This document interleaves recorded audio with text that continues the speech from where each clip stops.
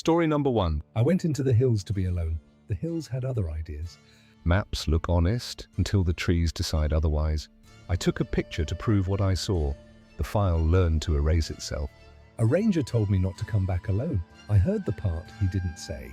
Even now, the walls of my house feel like bark under a knife, thin and waiting. I wanted solitude. I wanted silence. I'd been chasing both in little rations between clattering deadlines at a small-town newsroom where my desk collected coffee rings and city council gossip, off hours. I walked the green margins east of the valley, letting the roads crumble into gravel and then into footpaths. The truth is, I went into those mountains thinking I knew the land. I carried what I always carried: water, a small tent, a filtration kit, a knife that remembered better trips than mine, and the stubborn calm of someone too used to being fine on his own. What I didn't realize was the land knew me better. It recognized the shape of my want and offered me more of it than I could hold. I started my hike at the base of a trail, head near the Teleco River. I followed the water until it stopped arguing with rocks and turned soft. Leaves had started to fall, carpeting the forest floor in burnt orange and dull yellow. I was careful at first, checking blazes, counting bends, paying attention to the way the ridge shouldered the wind, but carefulness has a way of feeling like a cage when the woods open both arms. I stepped where the ground dipped into ferns, planning a short detour to a childhood memory, a stream I was sure I could find by feel alone. I told myself it would be an hour, a small permission, a harmless correction to a life that too often traced lines other people drew. The path narrowed to the hint of other feet. Then the hint vanished. The canopy sank lower, and the smell of leaf rot grew sweeter, like fruit kept just past ripe. I kept going because I wanted the old water and the old quiet and the old proof that I wasn't lost. When I checked my tracker, the screen stared back like a closed eye. No signal. I lifted my phone by a habit. No bars. The silence didn't feel like normal quiet. It felt curated, the way an empty gallery can still watch you. I picked a clearing marked by a lightning-split oak. The trunk burst down the middle, one half soldiering upward, the other collapsed in a patient sprawl. I boiled water and ate, a small ceremony to keep my thinking straight. Night pulled everything in until the sky went dull and the trees became a ring of taller, dark. I lay awake, counting my breaths until I heard steps heavy enough to belong to a person, unhurried, confident. Drawing a circle around me, I called out, and the word died between trunks. When I finally opened the tent and searched with my light, I found no broken twig, no crushed duff, nothing to claim responsibility for knowing where I slept. What I did find was a pine with its skin opened into meaning. Carved into the bark of a pine tree were symbols I couldn't identify. They looked almost like stick figures with antlers or branches coming out of their heads. 5 figures stood shoulder to shoulder, one with a cut circle where a face should be, as if a sun had been borrowed and nailed to a neck. They were fresh. Sap was still seeping from the cuts. I took a photo, because that's what people raised on proof do. Then every part of me remembered I was alone. I needed to get out of there. I broke camp in the dark and walked by slope and star. Angling toward a shoulder I knew should drop into a service road if the mountain kept its old promises. The feeling of being observed didn't sit on my skin like an animal's interest. It found a seat inside my thoughts and made itself comfortable. This felt intelligent. I carried that sentence like a canteen I couldn't put down. At dawn, the ridge opened to rock and distance. A white drag of fog sat in the valley, and on a far slope I saw the bones of a house. Not a cabin, too large for that, but a home that had surrendered to time on its knees. I went because I needed a noun. Chimney, hearth, doorframe. something to anchor me back to maps that include people. The place gave me those, though not kindly. The chimney stood like a spine that remembered standing straighter. I dug with a stick and found an axe head, red with the kind of rust that takes its time. A few feet away, a trap waited with its mouth full of years. Someone had been there more recently than the iron. In the center of the footprint of the house, stones had been balanced into a tower, not stacked, not careless, but committed to a precise and private physics. And at the top, a crow's skull bleached to the kind of white that reads as intention. My throat went dry in a way that water doesn't fix. I didn't stay long. I put the ruin at my back and took miles away from it until the sun burned low and choices narrowed. That night I slept without a fire. The tent zipped and the knife near my hand's memory. Sometime between one breath and the next, a chorus began at the edge of the clearing. Men and women, old and young, near and far, speaking words I couldn't catch. Not whispers. No, I avoid that word now. More like air bent around syllables. The beam of my light swung, catching only trunks and the neat disorder of the understory. Then the world offered me a shape, tall, thin, proportioned wrong, like a body taught to stand in a room with different gravity. It held still and watched me watch it. I didn't run because running has a way of agreeing with the thing that wants you to run. I sat upright until the grey seam of morning loosened the dark. The shape was gone, and it left the same gift as before. Just silence. I walked until my feet felt like a rumour. The mountain finally tipped me onto a rutted road that drew me as surely as a hand on the shoulder. Downhill, tucked among hemlock and utility poles, sat an outpost built from logs. The roof tuned to the angle of old storms. My knock brought a man whose hair had gone to weather and whose chin wore a scar that suggested he'd said yes to hard things.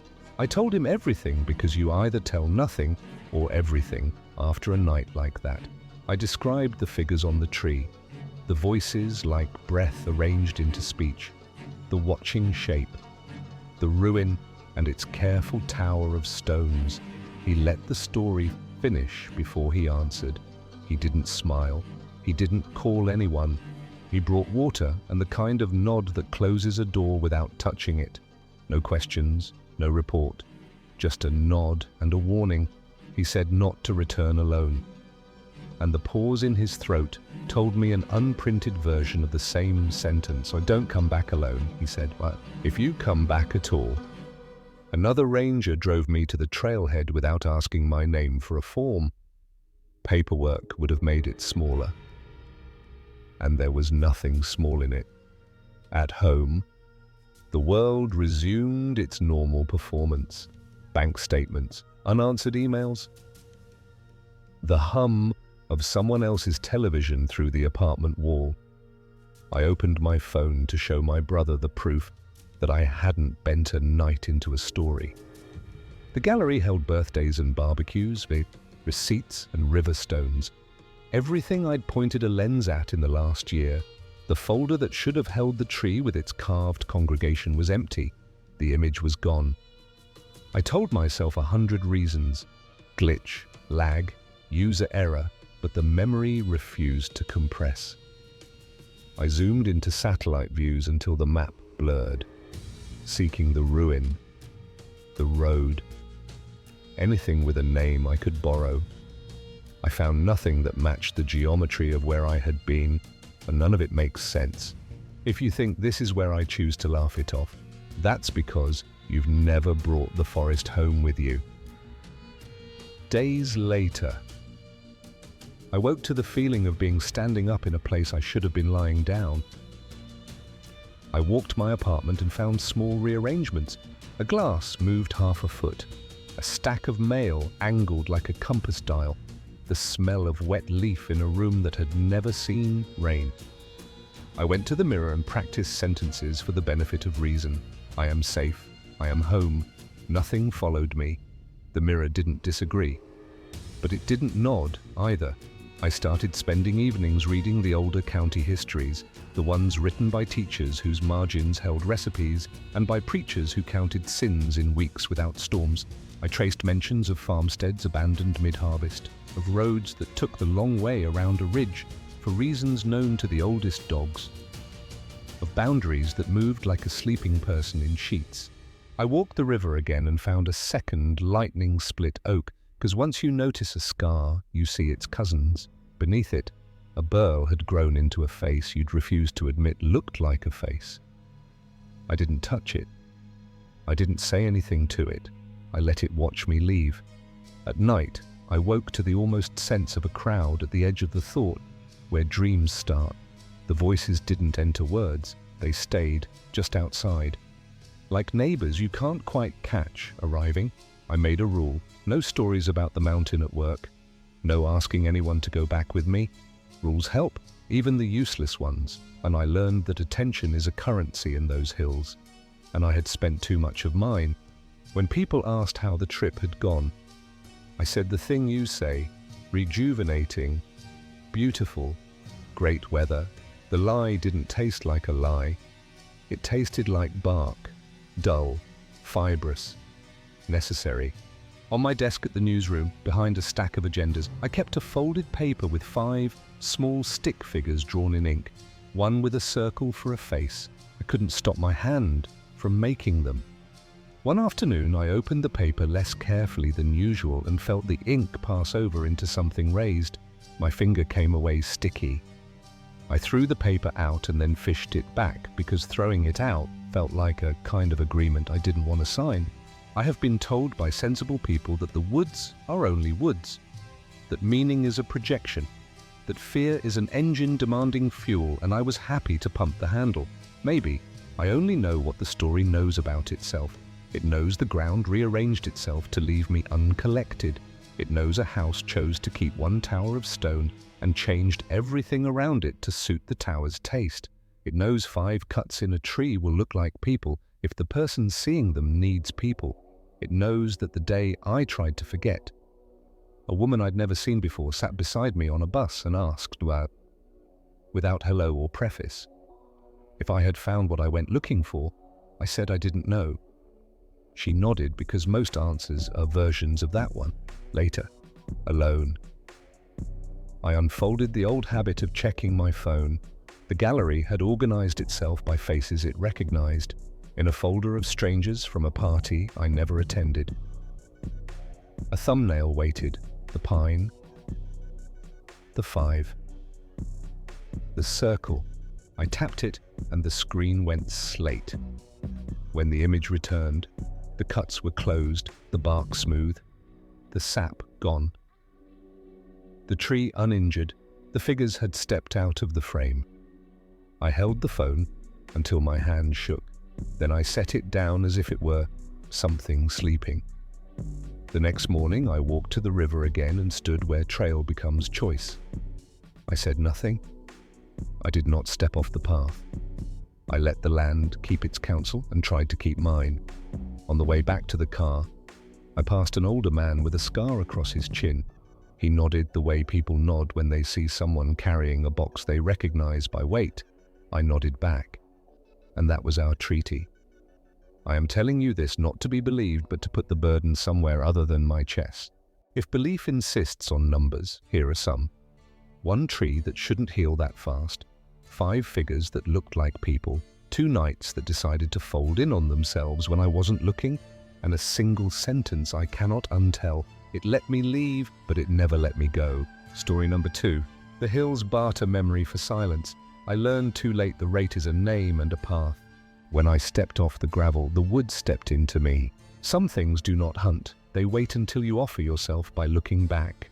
He warned me once. I mistook it for an old man's habit. I saw it without seeing its face, and that has been worse. I was born in McDowell County, West Virginia. Folks around here don't spook easy. The mountains are quiet and the people are quieter. You hear stories now and again, old folk tales about hints, watchers, and curses buried deep in hollers where no road's ever been paved. At least that's what I thought, until I saw it for myself. The county sits like a folded map of ridges and seams, where light slows and breath tucks itself away so it won't echo. People keep to themselves, not from meanness, but from understanding. Noise calls things, I saw. And not all things should come when called. I learnt that in pieces, like a man learning to read a ledger after he's already signed the bottom end. Work set me down where the pavement runs out of nerve. The house was owned by a man named Dale Withers, a miner whose bones had learned the shape of pressure and decided to keep it. He moved as if the ground tilted toward him, a permanent favor from rock and time. Dale wasn't much for company. He watched me from the shade the way fence posts watch fields, upright, weathered, and set in the right place on our man, and I told myself the silence was a kindness. Silence doesn't ask anything you can't afford. He brought me a plate once and said not to go beyond the ridge. No story, no reason, just the words, placed in the air like a line chalked on a board. It wasn't a suggestion, it was a warning. I smiled because I'd been raised to think warnings were for other people, and smiles are cheap until the bill arrives. The woods around Dale's place practiced a stricter kind of quiet.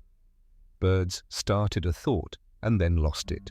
Leaves lifted and fell with no sound to explain the movement, and I started to feel uneasy, like the woods were watching me. That feeling has weight in these hills. It leans on the shoulders and narrows your stride. Once it chooses you, the world measures you by how you answer. There was a path behind the shed that knew feet would find it. Curiosity pulled, sense lagged.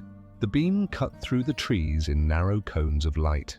That light made a tunnel and still left most of the world in its own business. The forest floor was wrong.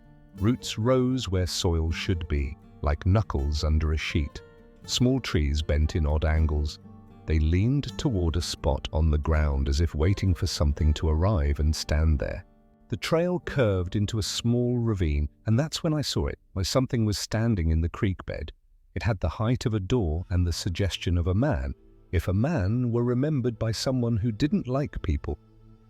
My light hit it just enough to see its shape. It was facing away from me, but I could tell its limbs weren't right. They were too long, too thin, like arms made of rope. Its skin, or whatever covered it, looked stretched, pale and rubbery, like it had been peeled from something else. The thing twitched, and its head turned sideways. Far too far. I kept my eyes on the part of the creek that wasn't it and stepped backward until the woods let me go. Inside the trailer, I placed the hammer and light within reach and sat on the floor. Chairs talk you into pretending you're safe. The floor doesn't lie. The room held the kind of stillness that notices you noticing it. I learned not to clear my throat, not to shuffle, not to make any sound I didn't mean. You can outwait a lot of trouble if you refuse to feed it. When I faced Dale again, he didn't ask what I'd seen. He asked where I'd stood. I told him what I saw and asked him what the hell was out there. He didn't seem surprised, just poured himself a coffee and sat at the table. He looked at the steam like it might spell out the answer he didn't want to say. "You went past the ridge, didn't you?" His mouth tightened when I didn't answer out loud. I pressed, because wanting a name is what people do when they meet what they don't understand. He set the cup down like a tool he no longer trusted. My daddy used to call it a watcher. Not a monster, not a curse, a role. A watcher doesn't chase. It records. It counts the length of your stride, the way you favor one knee, the place your eyes rest when you're done pretending you're brave.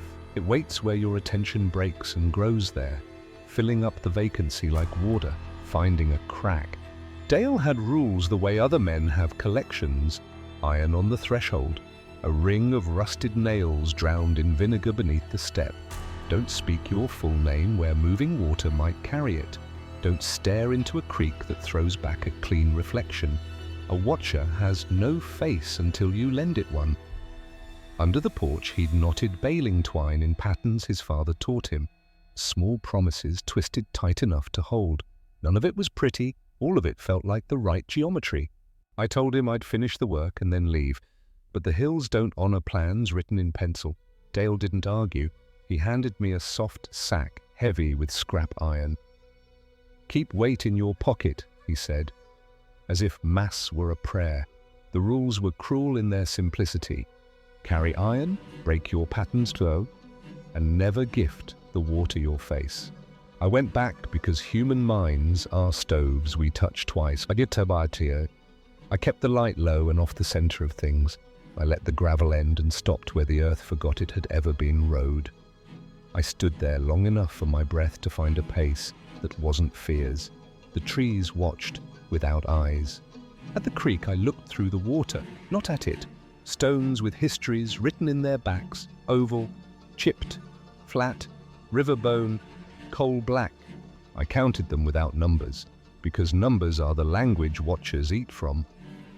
The saplings leaned again, each one bowing toward a point where a man would stand if he were about to kneel.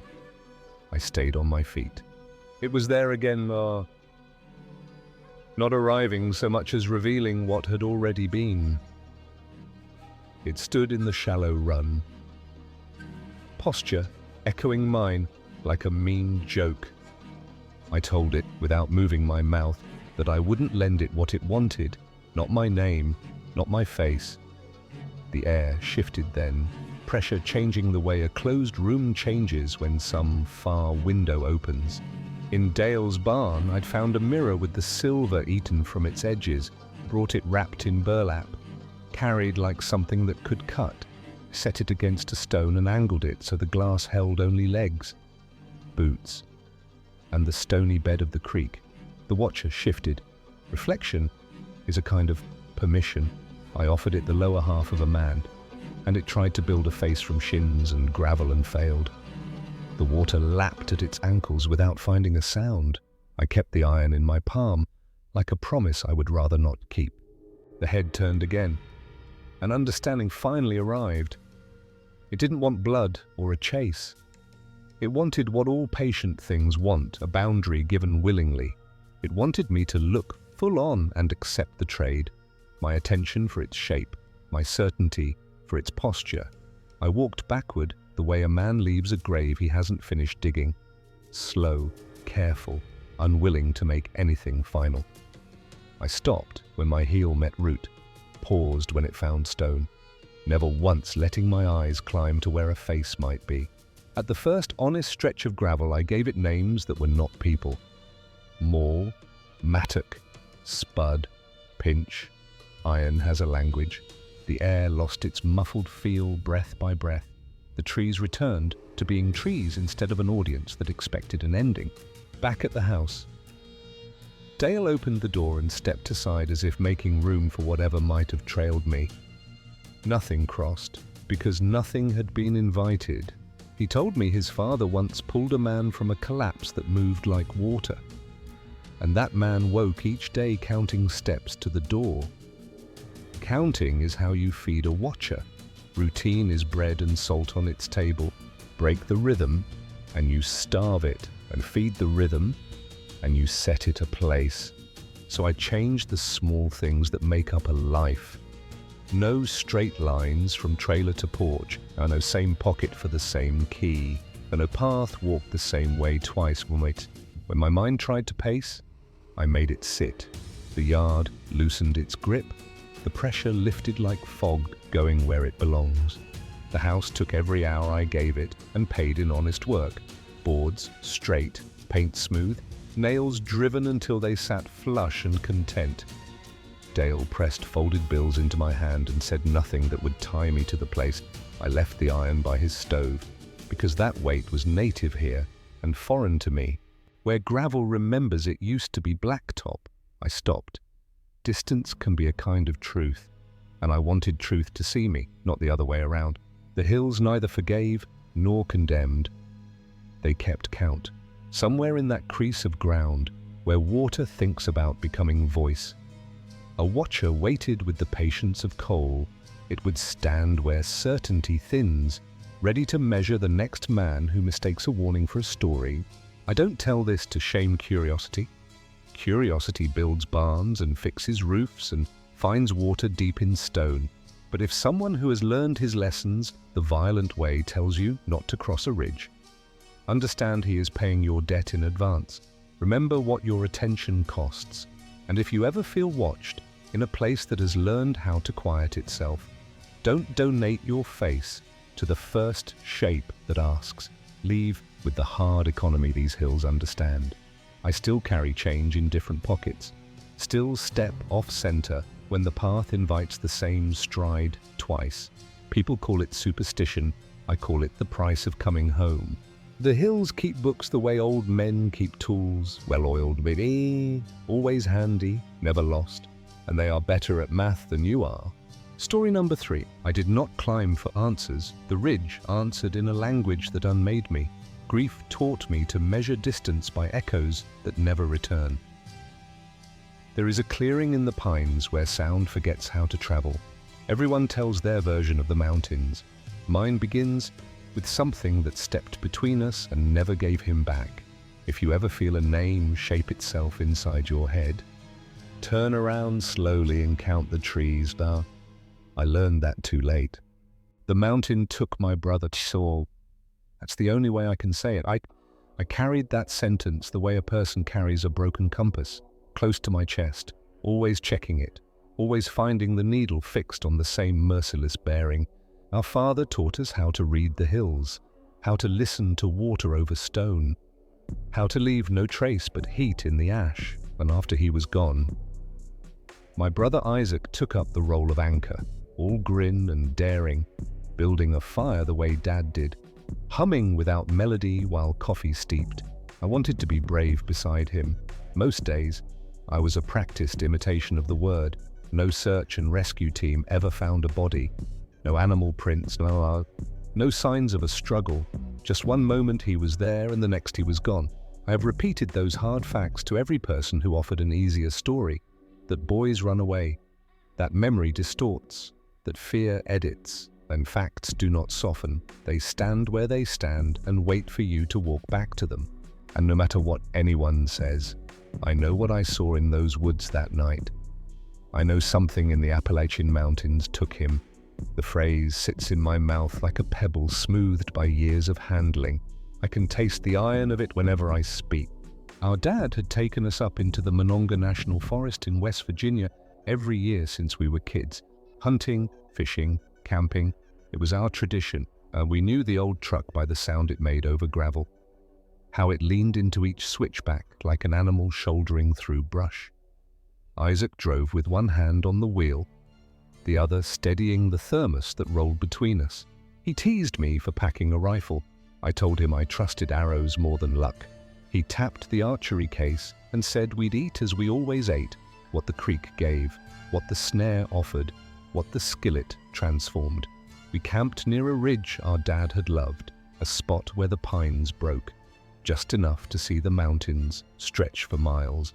The view opened like breath finally released, blue upon blue beyond the pines, valleys layered until they became suggestion. We worked camp by habit, tarp tight, bear bag high, tent staked on the level patch under white pines. There were no other campers out there, no rangers, no roads within 3 miles, just us and the silence of the hills. I remember the taste of bacon fat and the way Isaac flicked his wrist to settle the pan. He told me a story about a girl who cut his hair in a gas station restroom. For a minute, the clearing felt like a porch back home. On the 3rd night, everything changed. It was cold, clear, and quiet. Too quiet. The wind had stilled. Even the fire seemed like it burned without sound. The night felt like a house after the furniture is gone. Same corners, same walls, but the space refuses to live around you. I lay in the tent, counting the gaps between the pulses of my own heart, when Isaac touched my shoulder. His fingers were steady. Yet, his eyes asked for confirmation he would not request out loud. He said, "Did you hear that?" His breath made a pale column in the beam of the flashlight. I listened. Air over needles, somewhere. Water working around stone. Then a tone from nowhere. A pressure more than a tone. As if the ridge had decided to speak by pushing against the drum of my ear. It didn't move through the trees, it arrived already inside my head. Syllables curling in a cadence I could not place. At first, I didn't hear anything. Then it came again. We scanned the woods, light bouncing off trees and brush. Nothing. Whatever threaded the clearing's edge was too fast for deer. Too deliberate for anything that had to learn the ground with muscle and bone when it slid from left to behind us in the time it takes to blink. Isaac made his choice with the clarity he reserved for weather and danger. "We're leaving," he said, not asking for debate. We took boots and essentials and stepped onto the track that dropped toward the truck. Moonlight gave us enough to walk. We spared the flashlight. The forest narrowed at the switchback and then opened onto an old logging cut. A place where trees remembered removal. The air settled in my throat as if I had swallowed cold smoke.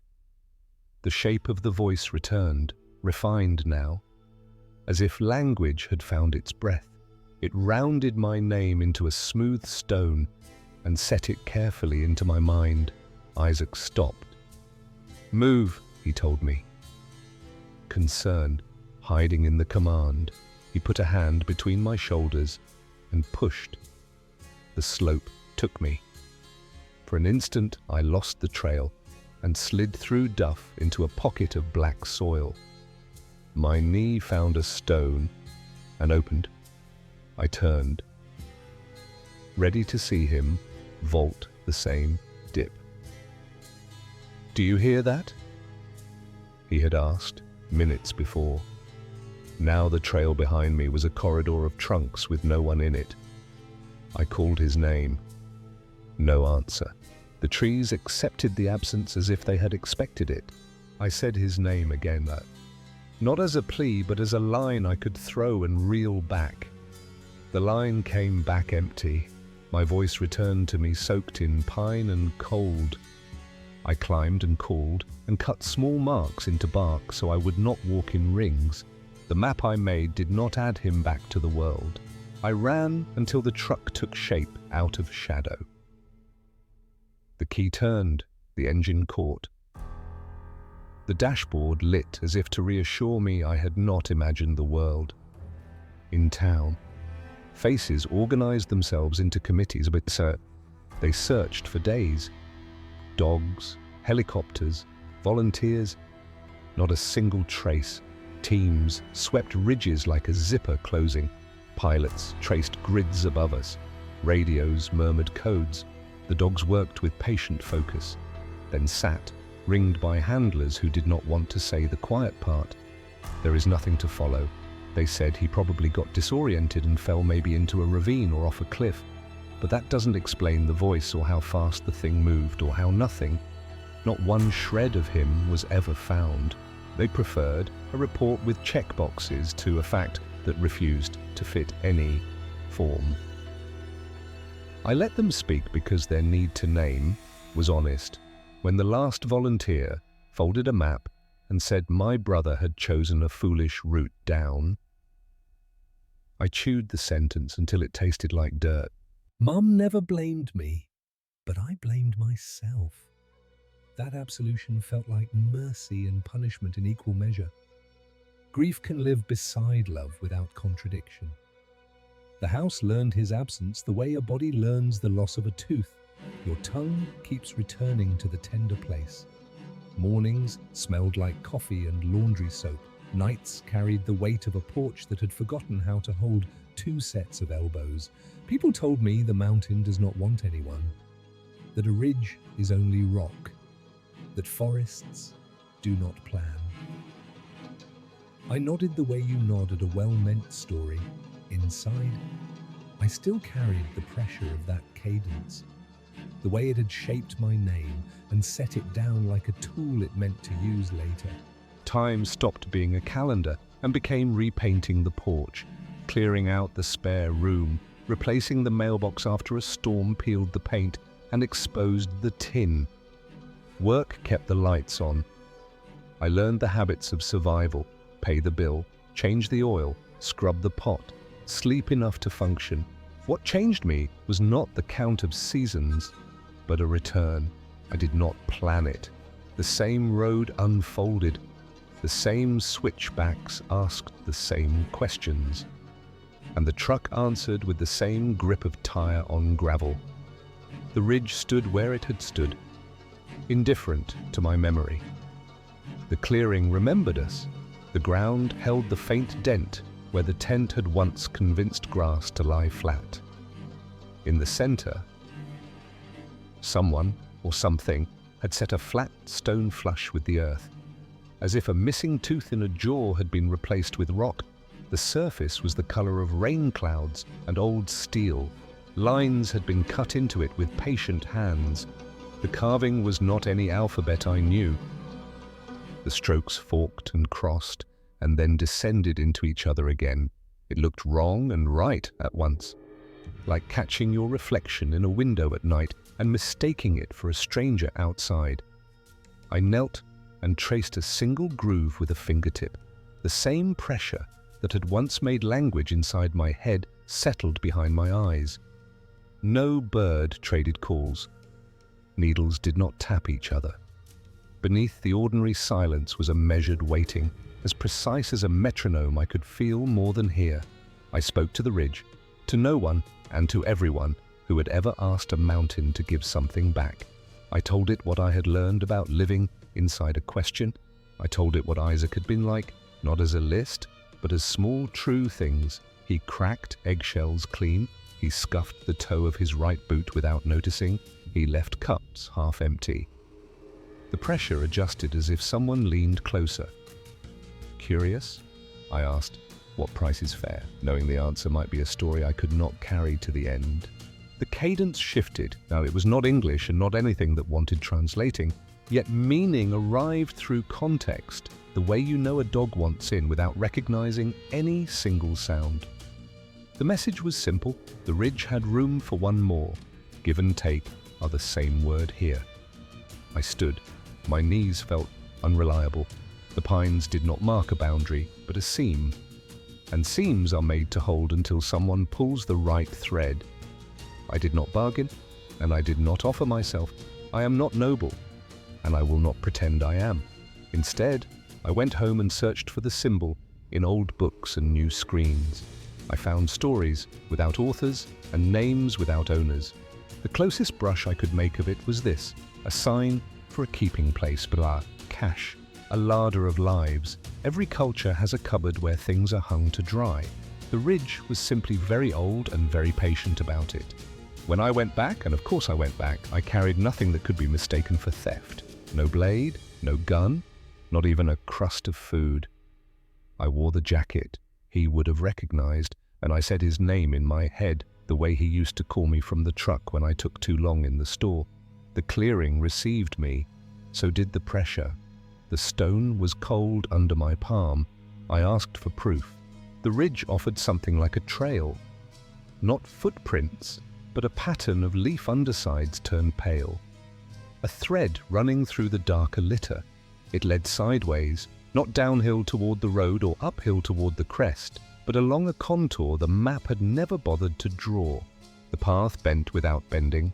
One moment I moved between rhododendron leaves glossy as lacquer. The next I looked down and saw my own boot marks overlapping like careless signatures. The forest tasted like iron and rain, not yet fallen. The air grew heavy with expectation, as if a throat were clearing itself before speech. I kept my face forward and counted trees like a swimmer counts strokes. Where the thread of pale leaves ended, a shallow bowl opened in the earth. Ferns had made a green alphabet there.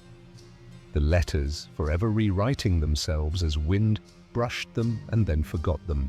It was not a grave. It was a pocket. The sounds that should have risen up and away were held close and folded under. The message returned. Exchange offers balance. I took a picture of nothing. I spoke the sentence I offer strangers who want the short version. The mountain took my brother. Then I told the trees the rest because I could not put it into the world any other way. I want him back. I do not care about cost. I care about the change, the before and after. Something answered without speaking. The pressure grew sharp as a headache and then relaxed, the way a muscle lets go after holding too long. I set my wallet on the ground. I took off the jacket I had owned since school. I removed a ring I had never been brave enough to call a promise. The cadence softened to boredom. Trade implies equivalence. There is nothing equivalent to what I asked. So I offered a story. The ridge had taken one from me. I would give it mine so fully that there would be nowhere left inside me for it to fit. I spoke until my mouth dried.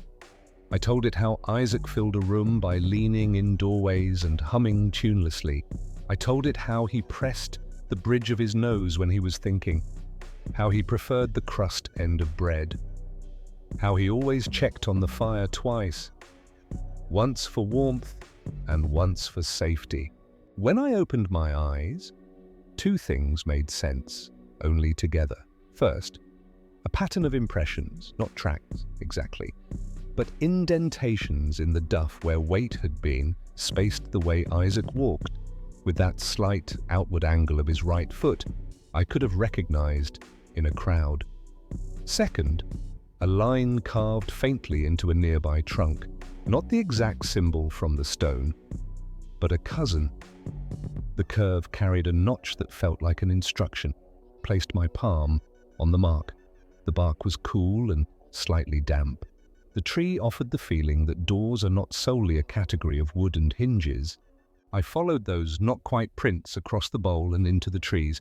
They led not toward any human destination, but toward a stretch of forest that had never surprised me before. A mid-story of trunks and spider silk and brown leaves, the thread stopped at a tree that should not have been remarkable. It stood the same height as its neighbors, yet it wore its age in two directions at once, bark too smooth and too set, leaves too still for the day. The symbol appeared again, not carved, but formed where a branch had healed over a cut years ago. There was a choice built into that surface. Step forward, and I would learn the price. Step back, and I would go on counting ordinary mornings without his name in any of them. What I chose is still choosing me. I will not make a boast of sacrifice. Here is what I understand with the clarity of an old scar under a new sun. The ridge does not take out of malice. It takes because keeping is how it remembers. The lives it shelves are labels in a cataloging system that predates our maps. Some are returned, some are not, some are borrowed for long enough that the borrowing becomes indistinguishable from ownership. The seam between those outcomes is thinner than a pine needle. The path reassembled behind me as if it had always been knitting itself together as I walked. At the clearing, the stone looked darker, as if water had been drawn over it and left to dry. I said Isaac's name once, only once, and let the trees decide where to put it. Then I drove until the mountain was a shape in the mirror that could have been any shadow. I have not returned in the ordinary sense. But return is not only distance, and sometimes the ridge arrives where I am, quiet as a held breath. Pressing the outline of that symbol against the inside of my eyes, when the room is dark and the house settles, I will be pouring coffee or standing in a grocery aisle faced with 30 kinds of bread. And the cadence will ride in on the edge of my attention, saying nothing I can quote and everything I already know. And no matter what anyone says, I know what I saw in those woods that night. When people ask why I still believe, I give them the only inventory that convinces me. No search and rescue team ever found a body, no animal prints, no signs of a struggle. Just one moment he was there and the next he was gone. That is not folklore or faith. That is the ledger I balance against the world's insistence on reasonable outcomes. And if someone tells me a mountain cannot speak without lungs, I tell them a song needs an ear more than a mouth. Sometimes before sleep I feel my name shaped carefully, syllable by syllable, placed like a stone at the edge of water and nudged until it sinks. I do not fear it. Fear is a rope that wears through your palms when you hold it too long. What I feel is a duty without end to keep telling this so the keeping place knows I am still counting. If you feel your name form in your mind, not as sound, but as intention, do not answer. Stand still, count the pines, remember a face you love. Call it back inside your chest and hold it there until morning. Story number 4. When the woods hold their breath, they wait for yours. The first thing they take is not your blood, it's your direction. Spirals don't end where they began, they end inside you. Homes keep your furniture, but mountains keep your name. I thought I left them behind. They were already in the echo of my bones. I should start with what anyone else would call the ending. No one could figure out what happened. Not the sheriff, not the hospital, not me. And I don't blame them. What came out of those trees wore my body, but not all of my hours. I kept fragments, edges, the cold outline of a shape pressed into memory. I remember the moment everything went wrong. I remember the silence in those trees, a hush so absolute that even the insects seemed to step back from their tiny lives. I remember the burning in my throat when I tried to scream, and the eyes I saw staring back at me in the firelight. The rest is a corridor with doors locked from the other side. Before the spirals ever found wood, I found the cabin. I had always dreamed of living off the grid, writing, building, breathing clean mountain air. The porch faced a green slope where conifers stitched the sky to the ridge. The place was old but sturdy, tucked into the side of a slope with no neighbors for miles. I learned its pulse by hand, tightening hinges, shoring rails, easing the old pump until the water rose like a promise from stone. I had no cell reception and no internet, just a radio and an old landline. I thought solitude would be a cure and a covenant. Isolation had never felt so good. Work became a prayer, I said, with tools. I walked the paths until my boots understood the turns. A spring cupped in ferns like a dark eye. A granite shelf where lizards held court. A cedar so large my arms were just a rumor around it. I stacked wood until my palms memorized rings and the sawdust clung to my sleeves like pollen. I told myself borders were real if I sweated enough to mark them. I told myself the mountain respected effort. Then the first sign arrived without manners. I heard a knock on the cabin wall. Not the door, the wall. 3 hard, deliberate knocks on the boards closest to my bed. I was dressed in quiet, and I stayed that way. I froze, listening. The air held still as a held breath. Nothing shifted. I stepped outside with a flashlight. The beam wrote a thin, nervous sentence across the bark and fell short of any answer. I circled the place, uneasy and careful, light in one hand, splitting axe in the other. I saw no footprints, no movement, but I did smell something strange. Wet dirt, like freshly dug soil. It hung in the air, thick and sour. I went back inside, locked every door and window, slept with the axe beside my bed. But morning, whatever passed for it beneath those trees brought confession. In the garden, the soil held a language I didn't want to translate. Bare human feet. The prints were deep, spaced strangely far apart, and led into the forest where they vanished into soft moss. I followed until the ground turned to blankness, as if the earth had been taught to forget. I took pictures, then rubbed them out with a rake, trying to convince myself it was just a prank, but it wasn't. Denial is a fragile tool. It breaks at the first true weight. The quiet didn't arrive that second night. It was imposed. The circle of stones out back, cupped to fire, and the flame lifted its thin hands toward a sky without stars. The air was still heavy with tension. The shape of a voice moved through the trees, a sound without throat, a polished echo shaped into my syllables. It called my name. I rose without wanting to, drawn forward as if strings had found my joints. I stepped to the edge of the tree line. I clicked the beam off and let the dark be honest. They offered reflection first, a courtesy crueler than threat. Eyes, a dozen pairs, low to the ground, reflecting the firelight. The pupils didn't hold steady. They blinked in unison, not fast, not afraid, just blinking. Then the height changed, as if the understory learned to stand. One after another, the glints climbed, the eyes lifted higher until they stood well above my height. My mind refused their measurements. Terror never carries a ruler. I should have run. I should have screamed, but something held me still. My legs locked. My voice died in my throat. I felt like a puppet with all its strings pulled tight.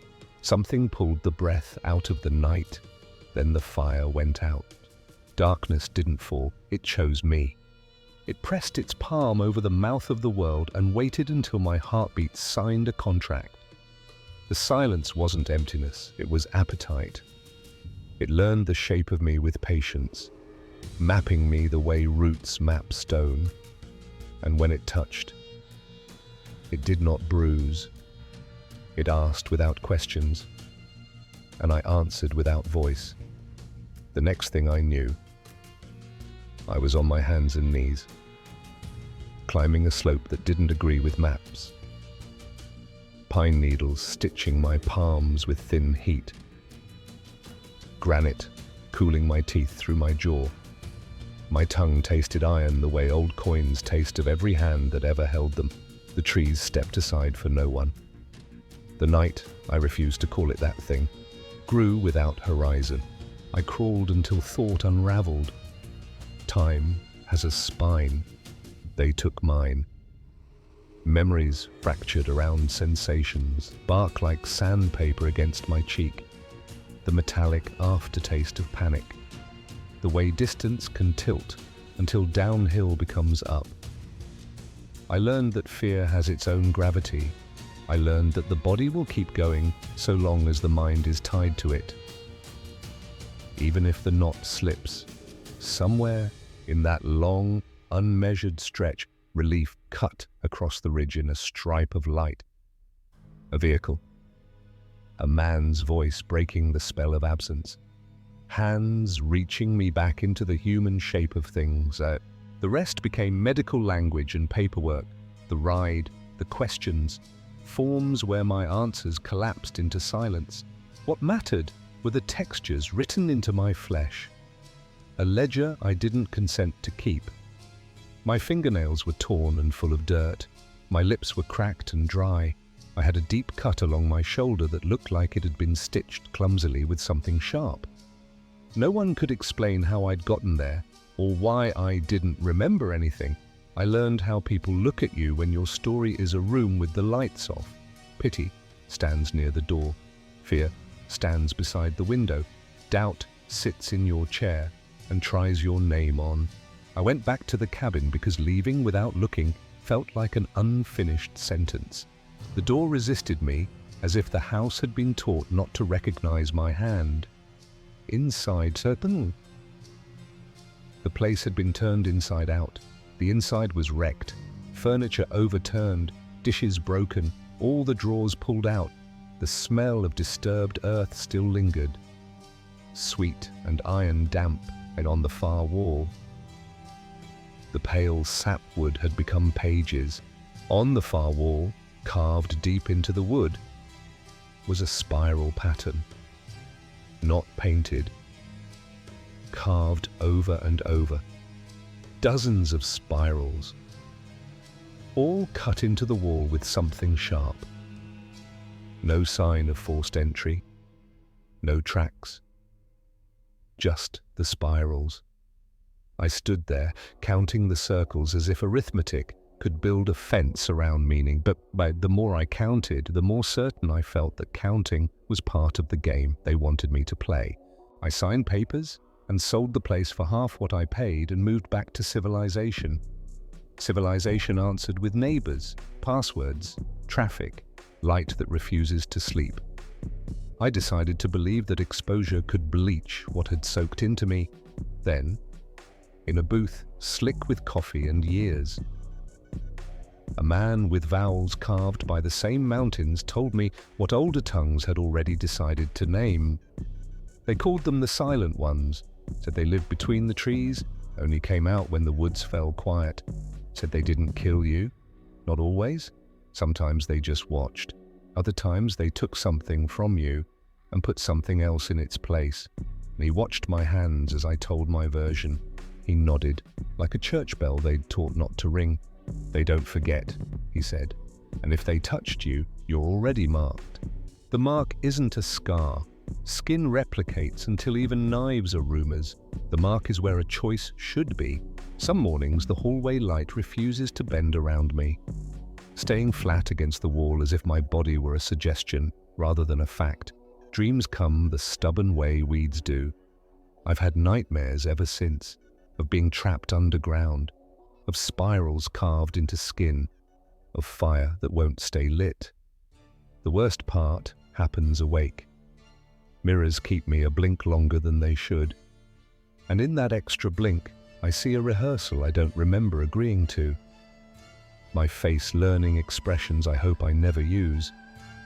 My shoulders practicing a posture that anticipates a weight hanging from threads I can't see. I tell people I didn't go back.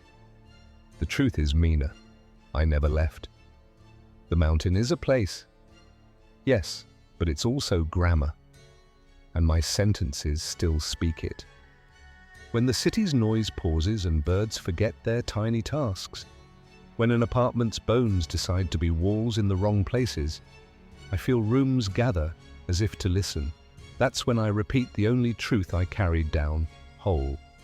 Whatever followed me from that mountain, it didn't stay in the cabin, it came home with me. And when the air tightens, when the house remembers how to be forest, I keep my hands open where I can see them and hold my breath, just in case the woods are waiting to borrow it again. Story number 5. 5 miles from the nearest road, I learned what a voice is worth when the hills decide to keep it. Something tall drifted past our dead campfire, and the light refused to claim it.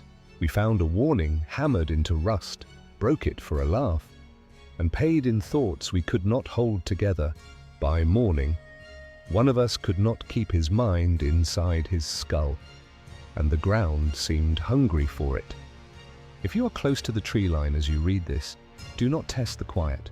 Do not test the stones. I signed on to a backcountry crew because I wanted the kind of tired that rinses the mind clean. Trails gave it to me.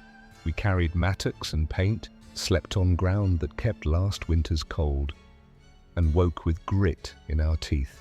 I told myself I knew the woods. That was before Troy. He moved like someone who had bargained with the map itself and gotten change back. He looked at clouds as if they were handwriting. He never raised his voice. He did not need to. There were 5 of us, and we worked high where ravens rode the updraft and water braided through stone. I was the newest set of boots. Lewis told stories until a ridge swallowed them. Helena could tie a load, blindfolded, and make it ride quiet on your spine. And Dave collected souvenirs the way some people collect warnings. Over all of us, our supervisor, Troy, a man people said had a 6th sense about the woods, able to look at the sky and tell if a storm was coming, able to walk us to an X. We worked the long ridges that bordered parts of the Virginia-West Virginia state line, spines folded tight as if the earth had slept wrong on itself. Out there, the landscape didn't just rise and fall, it closed around you. I remember thinking the view looked like ocean that had forgotten about blue, ridges that folded in on themselves like a cracked green sea. Our job was simple on paper: clear block trails, pull water off paths, repaint blazes, and keep markers fresh. On the ground, it asked for your back, your lungs, and that small quiet animal inside the chest that believes something is watching. Troy had weird rules that didn't sound like rules until the day we broke one. He told us to count our steps back to camp if fog took the trail. He told us to leave offerings of silence at certain thresholds. And once, without smiling, he told us, don't step over a single line of stones you did not lay yourself. I thought it was superstition wrapped in poetry. He thought it was simple math. Add your feet to what is meant to stay and you will have something left over you cannot subtract. The day that matters began with a corridor of undergrowth, the color of old bruises. Laurel rasped our shins. We used blades and leverage until the slope gave us a grudging path. We were not opening a trail so much as asking the mountain where it would permit one to exist. The air felt layered, smell of iron, resin like a closed fist. Birds worked the far side of a ridge and then did not. We kept on, because momentum has pride. We climbed onto a spur that showed folds upon folds of green. The horizon looked like something asleep and breathing. What we found there made sense of the corridor's stubbornness. A concrete square cropped with bent rebar, set like a stump. Once, men had climbed a wooden skeleton here to see smoke rise in the distance. Now the skeleton was gone, and its footings had learned to wait. Dave prowled the brush as if it had gifts for him. Iron answered his tool. He dragged free a rectangle of metal with corners flared like pulled teeth. Paint woke up under the dirt, red, the color of a mouth that has been quiet too long. The message didn't waste breath. Do not return. Let them lay. We joked about it, because that is what you do when you are young enough to believe the world is a stage you own. Elena said it sounded like a band's tour shirt. Dave loved it on sight, carried it around like a trophy, tucked under his arm while we clear-blocked trails and keep markers fresh. Troy didn't laugh. He looked at the sign like it was a mouth that might start talking, and told Dave to put it back where he found it. Dave grinned and did not. Evening took the color out of the ridge. We ate without tasting. The talk ran down and landed somewhere we could not find. We fed the fire until it turned to a bed of dull eyes. Then the change arrived, clean and definite, with nothing to argue about. The woods went silent around the campfire. No chirping of crickets, no distant hoots of owls. The breeze had stopped. It left us still, almost hollow quiet that made it feel as if the earth had put a hand over its own mouth. Troy rose in one motion, the way a deer becomes a shape on a slope. He said, without force, "Put the sign back." He did not repeat it. He did not need to. Dave rolled his eyes as if the night needed an audience. He walked to the brush line and let the metal fall. I tasted iron. The coals settled in on themselves as if depth were safer than light. The four of us listened so hard we made our own blood loud. Later, inside my bag, I heard footfalls that left no print in ash. A figure paused across the dead heat of the pit, too tall for a man. Arms hanging like rope, borrowed from a barn. Moonlight came most of the way and then thought better of it. The shape tilted its head. Listening to a sound that did not include us, I pulled my face into my bag and counted, until numbers lost their edges, and every time I reached 100, I started over. The night did not move. It waited. I learned that fear is not panic. Fear is a room that will not let you step out. Dawn was a color I did not trust. The morning had no bird song to give us. Lewis stared like he had watched an hour fight its way across a minute. Eleanor had soil on her cheek and did not know how it came there. Troy said one word, pack. We did, because we had already decided to obey the next rule. Whatever it was, we moved like people who suspect the path is a throat and they are teeth. No breakfast, no small talk, just boots on dirt and eyes scanning the trees. Dave drifted behind us as if gravity had rotated 90 degrees. He kept looking up as if the canopy had words written on it. His boots dragged and made crooked letters in the dust. When he halted, it felt less like a choice than a message delivered to his muscles. He made a sound I do not have a kind name for. He dropped to his knees, hands tearing at leaves as if answers were under them. Make it stop. Make it stop. The words threw pebbles down my spine. He clawed earth until his fingernails matched the color of bark. Blood poured from his nose. Troy pinned him at the shoulders. Dave's eyes rolled back and his body turned into a borrowed thing that might be returned, broken. The air pressed close as if the mountain wanted to listen through us. When the fit emptied him, he sagged like a tent with the pole kicked out. We reached a spur where the trees opened enough to see sky. Dave sagged against a trunk and the bark took his weight like a hand across a friend's back. He shaped the words with his mouth. To no one and to everyone, let them lay. Eleanor tried to take his pulse and could not find a count she trusted. I kept looking at every length of stones on the ground, wondering which lines belonged to us and which did not. The last mile felt like walking at the bottom of a lake. Even the map seemed uncertain. We broke out onto gravel and the relief did not arrive. The access road looked smaller than it had any right to be, like a path drawn with a child's hand. A ranger truck found us by the color of our faces and the way our hands would not unclench. We lifted Dave into the back seat, his head loose in a way that made me think of sleep on a long drive. Paper would call what happened a psychotic break because paper loves boxes that stack neat. Forms would take our names and fold them into the same folder until the ink forgot us. I kept thinking about the quiet. Silence is not nothing. Silence is a presence with its own weight. And after that night, I knew who carried it.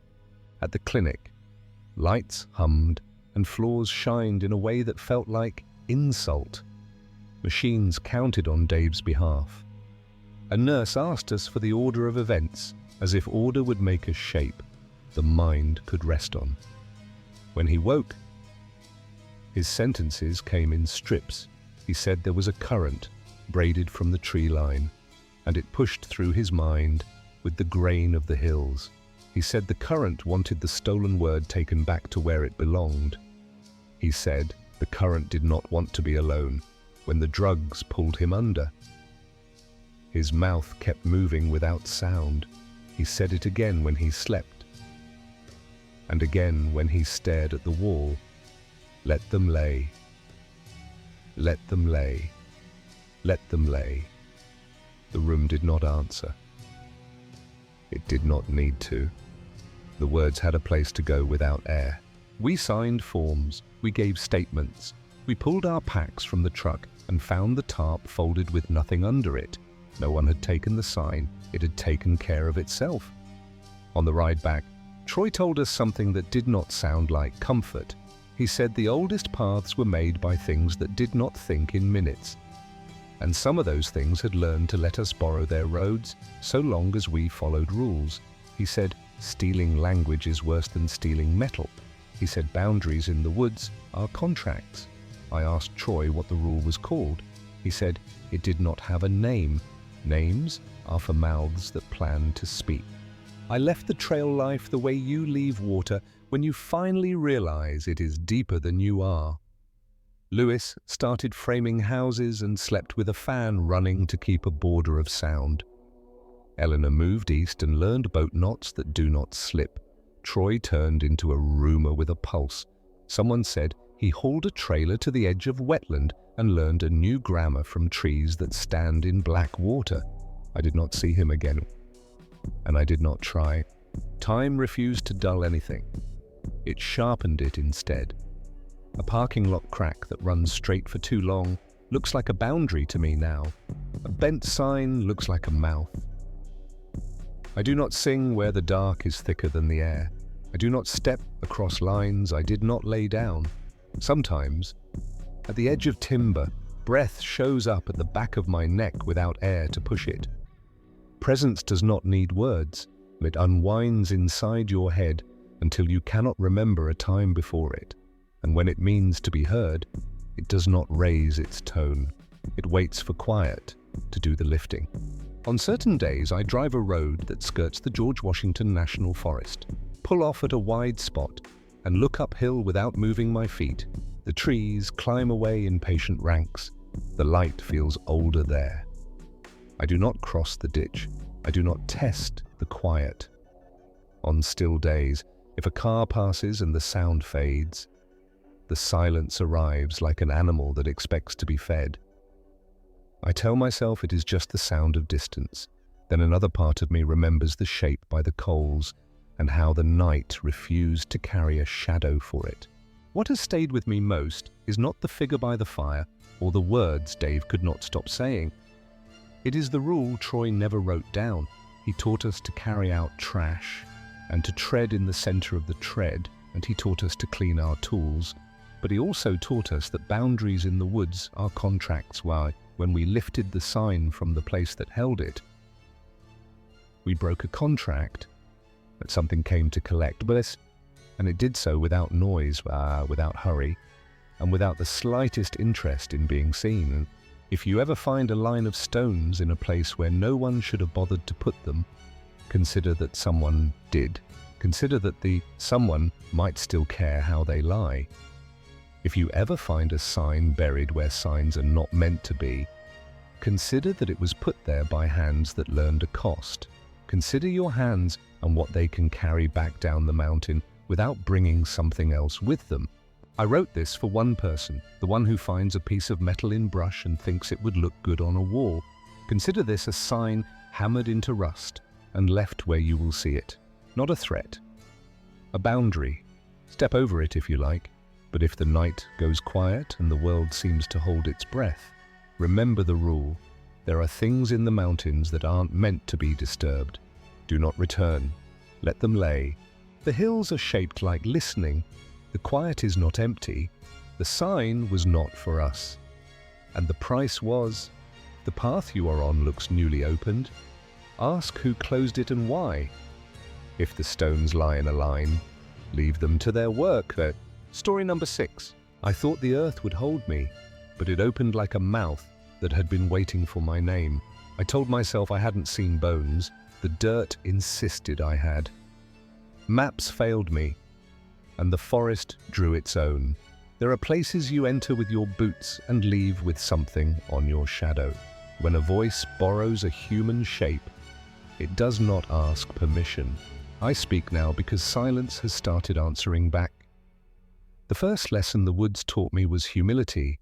The second was that faith is a habit you can break. The bones weren't human. I repeated that as a charm, a string of words to hang between me and whatever stared up from the hole I'd fallen into. But even as I said it in my head, I knew I was lying. My certainty frayed on contact with the white geometry below me. That deliberate ring, that patient pattern. I wasn't there to hunt legends or to trespass on someone's grief. I was there to haul branches, to sweat into a shirt I didn't mind ruining, to be useful for once. We cut through a corridor of laurel and thorn, and I stepped off a line that didn't look like a line until it wasn't earth anymore. The ground accepted my knee, then my weight, and lowered me into its throat. Hands dragged me back. I'm grateful for those unnamed hands, but in the interval of falling and being rescued, I learned the shape of fear.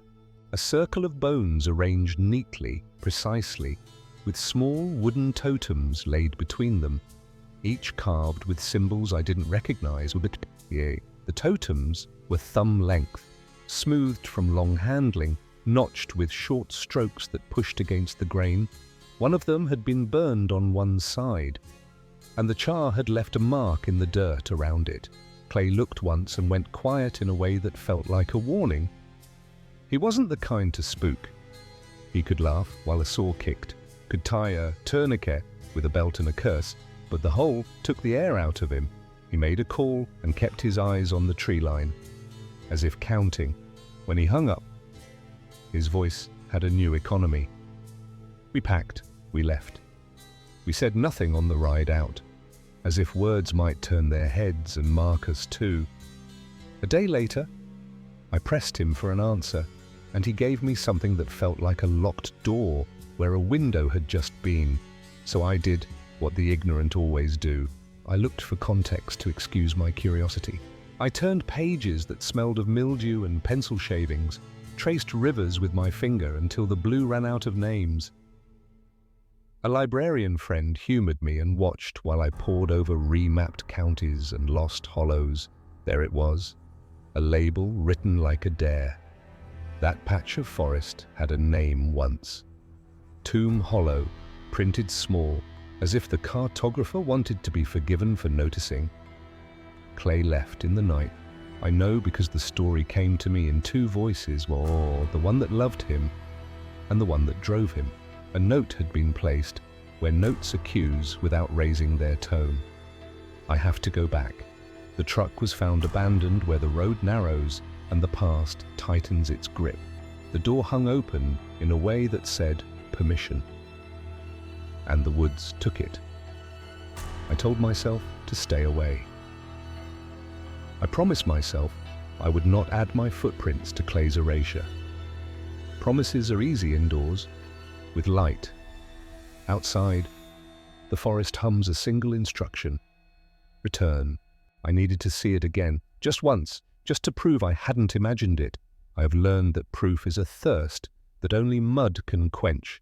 There were no markers, but the land has a memory you can read if you are willing to be read in return.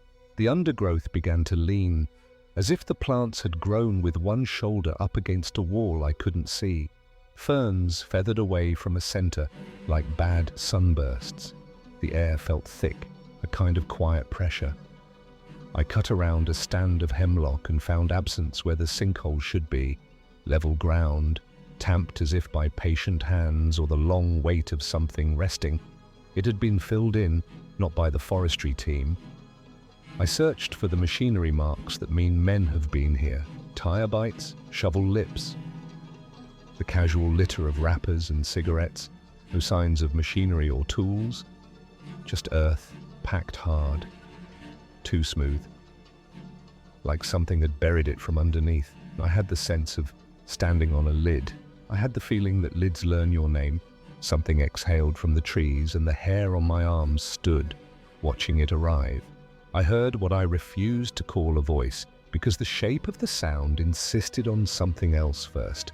A wet inhalation, as if each breath had to travel through places breath dislikes. It was low, wet, like someone sucking in air through broken teeth.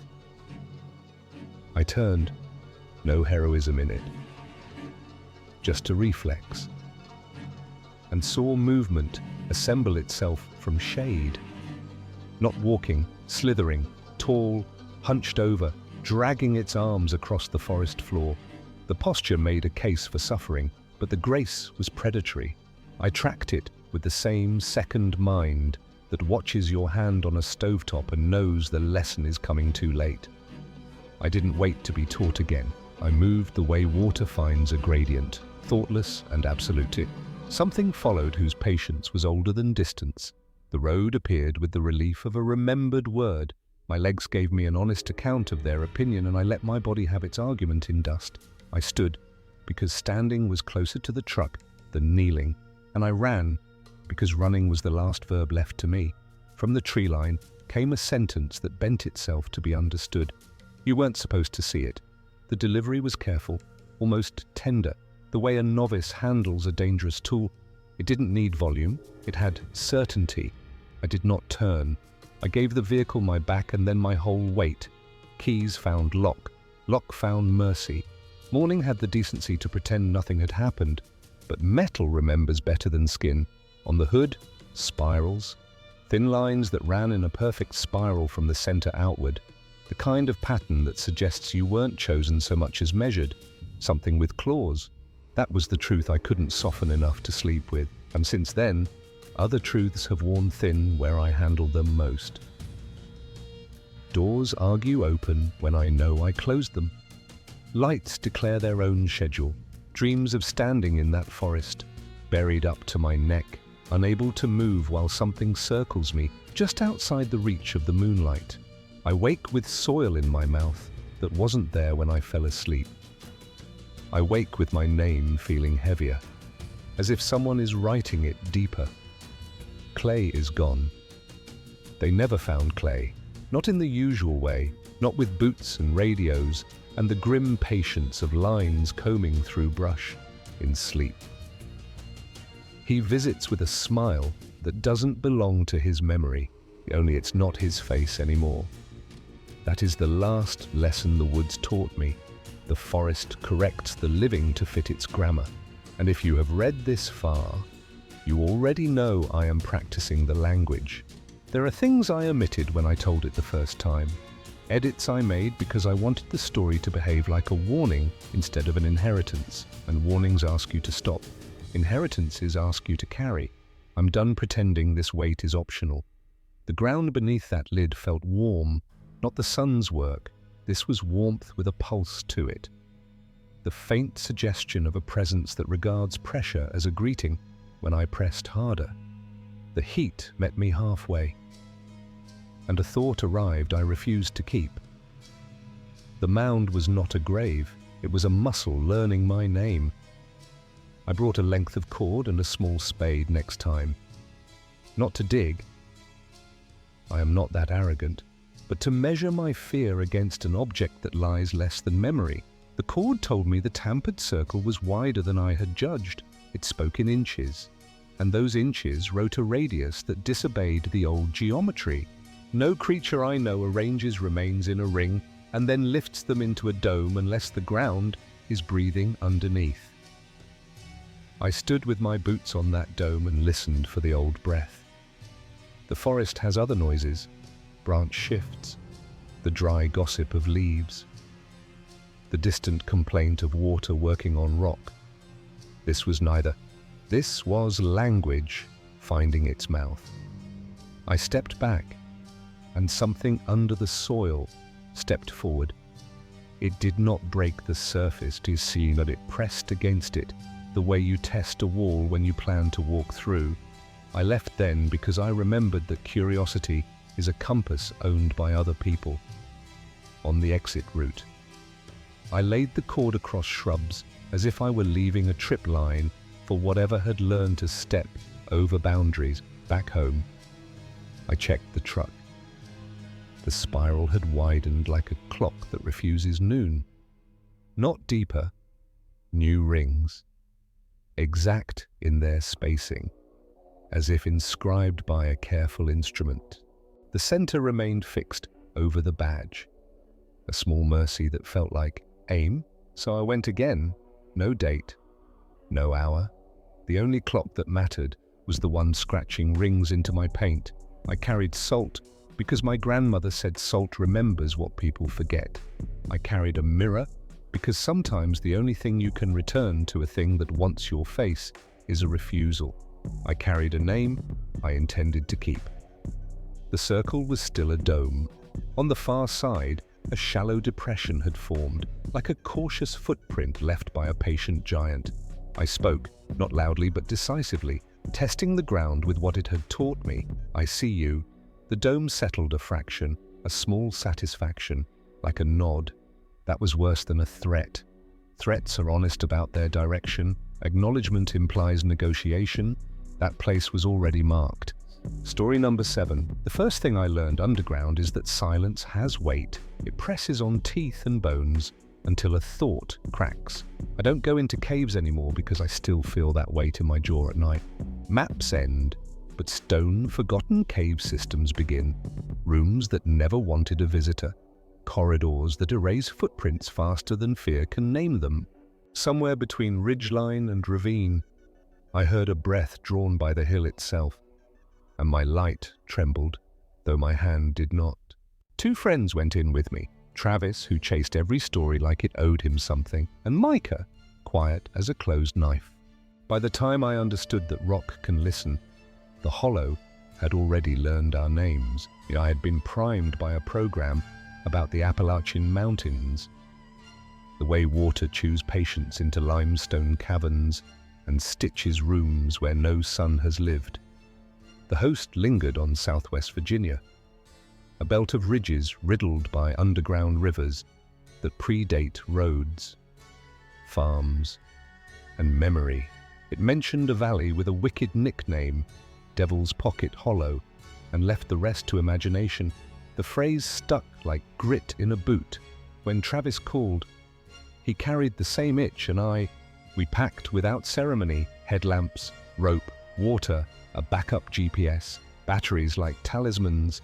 No one boasted and no one admitted fear. The ridge did not advertise an ascent. It tolerated one. Oaks leaned like men who know a secret they will not share. The ground gave and then remembered itself. We brushed ticks from socks and worry from jokes. When the trees opened, the land offered a view of other choices we could have made and did not. The path was a rumour underfoot, a seam of dirt between thorn and stone.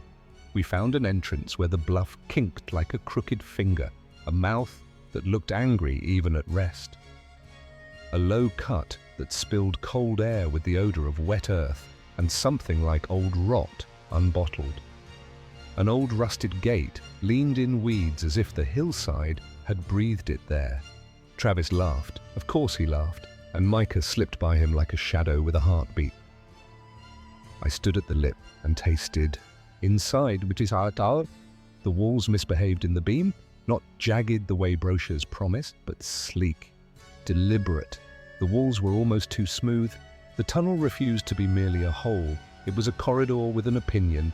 We hunched and crab-walked, our shoulders brushing stone that felt indifferent to skin. The air changed from cold to cunning. It crept under my shirt and kept going. Somewhere ahead, water ticked, then forgot how. Thought of basements after rain, of cellars that keep their own. The passage widened as if a throat decided to become a room. Our lamps found the first chamber. A bowl of stone big enough to hear ourselves think. The ceiling arched into shadow, the floor cupped a pane of still water, thin as a breath on glass. I took a picture that came out wrong, the way underwater smiles come out wrong. Micah did not bother with a lens. He approached the far wall, tilting his light like a reader.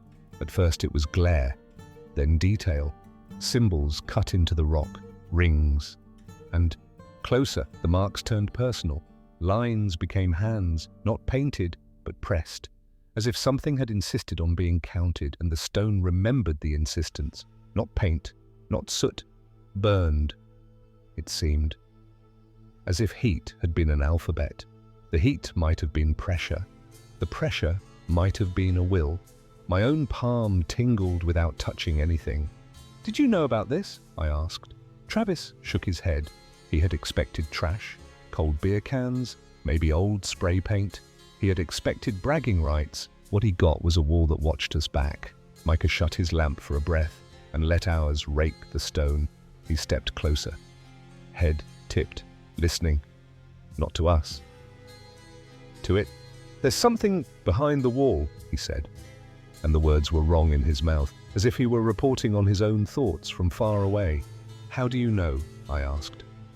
He put his palm to a section that looked like the rest. His face didn't change, but his shoulders rose as if a wire tugged them. "Hollow," he murmured. Not the word, though. The judgment. He drew a knife, metal dull from use, not neglect, and touched the edge to the wall. Sound started sharp, then went strange. A ringing that found the back of my tongue. Stone powdered, then flaked. Under the scraped rind, another layer showed itself, darker, finer, like hide stretched leather over bone. I said we should leave. I said it like a joke that wanted to be a prayer. We should go deeper. Travis grinned. But it wasn't him who had said it first. It was Micah, voice tilted, as if the sentence had been loaned to him, and then the room forgot how to echo. Knife on rock, water drops, breath, heartbeat. Every meter went to zero. The cave had swallowed all sound. I held my light out and the beam looked thick, like smoke under glass. Stone that had been cool a moment earlier grew warm under my hand. The stone felt warm, and the warmth wasn't comfort. It was a kind of intention. The air put a taste in my mouth. Pennies licked as a child below. Old pipe. The inside of a cut, rust and copper. Somewhere beyond our cones of light, something inhaled. Not wind, not pressure change. A breath pulled by lungs big enough to include us. We broke. Travis first. hips and shoulders careening off stone that had slid an inch closer to each bone he owned. I meant to follow him. The cave disagreed.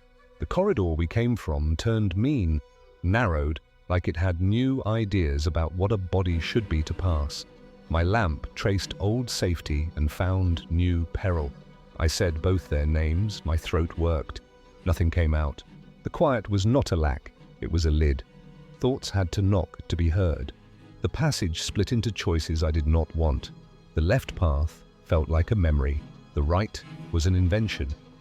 Micah stood at the fork as still as someone deciding whether to live. His face held a light I couldn't account for. Beyond him ran a tunnel we had not earned. At its end stood a figure, too tall by the rules my brain kept, too narrow where a chest should claim space. Its face a refusal. A tall, thin, faceless verdict on what a face is for. Skin, not skin, an idea of skin, stretched leather. Gravity found my sternum and pressed. Dread hefted itself and became a planet.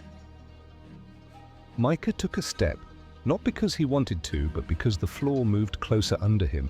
I grabbed his sleeve, my hand filled with the certainty that I was trespassing on a pact already signed. He turned and spoke in a voice I had never heard from him. A voice that knew how to echo without air. It's been waiting for us. He went forward, and the dark obligingly made room. He was swallowed by the dark the way a memory is when the mind decides it's tired of the cost. The figure did not move. The space between them shortened anyway. Light behaved badly. It bent toward him as if instruction had been given. I fought the hallway until it relented. Light ahead. Gravel angled into daylight, not because I deserved it, but because the cave grew bored. I pitched to my knees outside and tasted leaf and grit. Travis came out on his hands like he had been born wrong and fixed it last moment. Mud clung the way fear does when it learns a new home. We sat and learned how to breathe when no one was listening. We went back with help that wore boots and carried maps. They asked us to show the seam in the rock where a mouth had been. We found a bluff that didn't remember us. The entrance had been replaced by itself. The hill had mended neat as lizards do. One of the men pressed his palm to the stone and blinked as if a splinter of cold had lodged in his eye. He told another to mark the spot. The orange tape sagged and fell as if embarrassed. They promised another look and left the way people leave rooms they cannot own. At home. The dark behaved like a room again. Mostly on certain nights. A pressure lived in the corner like a folded animal. My jaw ached as if a tooth had dreamed of clamps. In the sink I found a stain the color of old nails. I ran the water until it turned honest. I told myself that iron lives in pipes and in blood and in stories told badly. I told myself that caves are local legend and geology and foolish choices. Then I found grit under my fingernails shaped like crescent moons, and I kept replaying the signs, the layered script no one taught us to read. What demands a hand not to paint but to press is a teacher different from history. Maybe it wasn't a warning but a permission. Maybe people had asked it to open, so didn't, and it had obliged, so long as someone said please with a blade. I thought about there's something behind the wall, how Micah's face had looked when he said it, how the idea had used his mouth like a door. I thought about the taste of rust and copper, the way I will not pretend we sought rangers because duty moved us. We went back because guilt invents errands. Men shouldered equipment and gave the bluff an inspection like a sermon. Their instruments blinked. Our hopes did, too. The hill stood with its mouth shut and its eyes somewhere else. When they asked for the GPS track, it showed a line that ended in a knot, and then a scribble, and then an apology. A printout of contour lines did what contour lines do. Pretend the ground is polite. His night made a geography of its own. I woke to hallways that didn't belong to my house. The bathroom was farther than it should have been, as if doors had learned to migrate. In the mirror, my lips carried a taste that did not belong to toothpaste or tap, rust and copper again. Faint, but convinced. It would shut a drawer and hear wood meet wood the way a lid meets a jar, while something inside keeps moving. I lay on the floor sometimes because carpet felt less likely to open. In a dream that felt less like fiction than a statement, I returned alone with a hand outstretched. The stone accepted my palm the way a dog accepts a command from its rightful owner.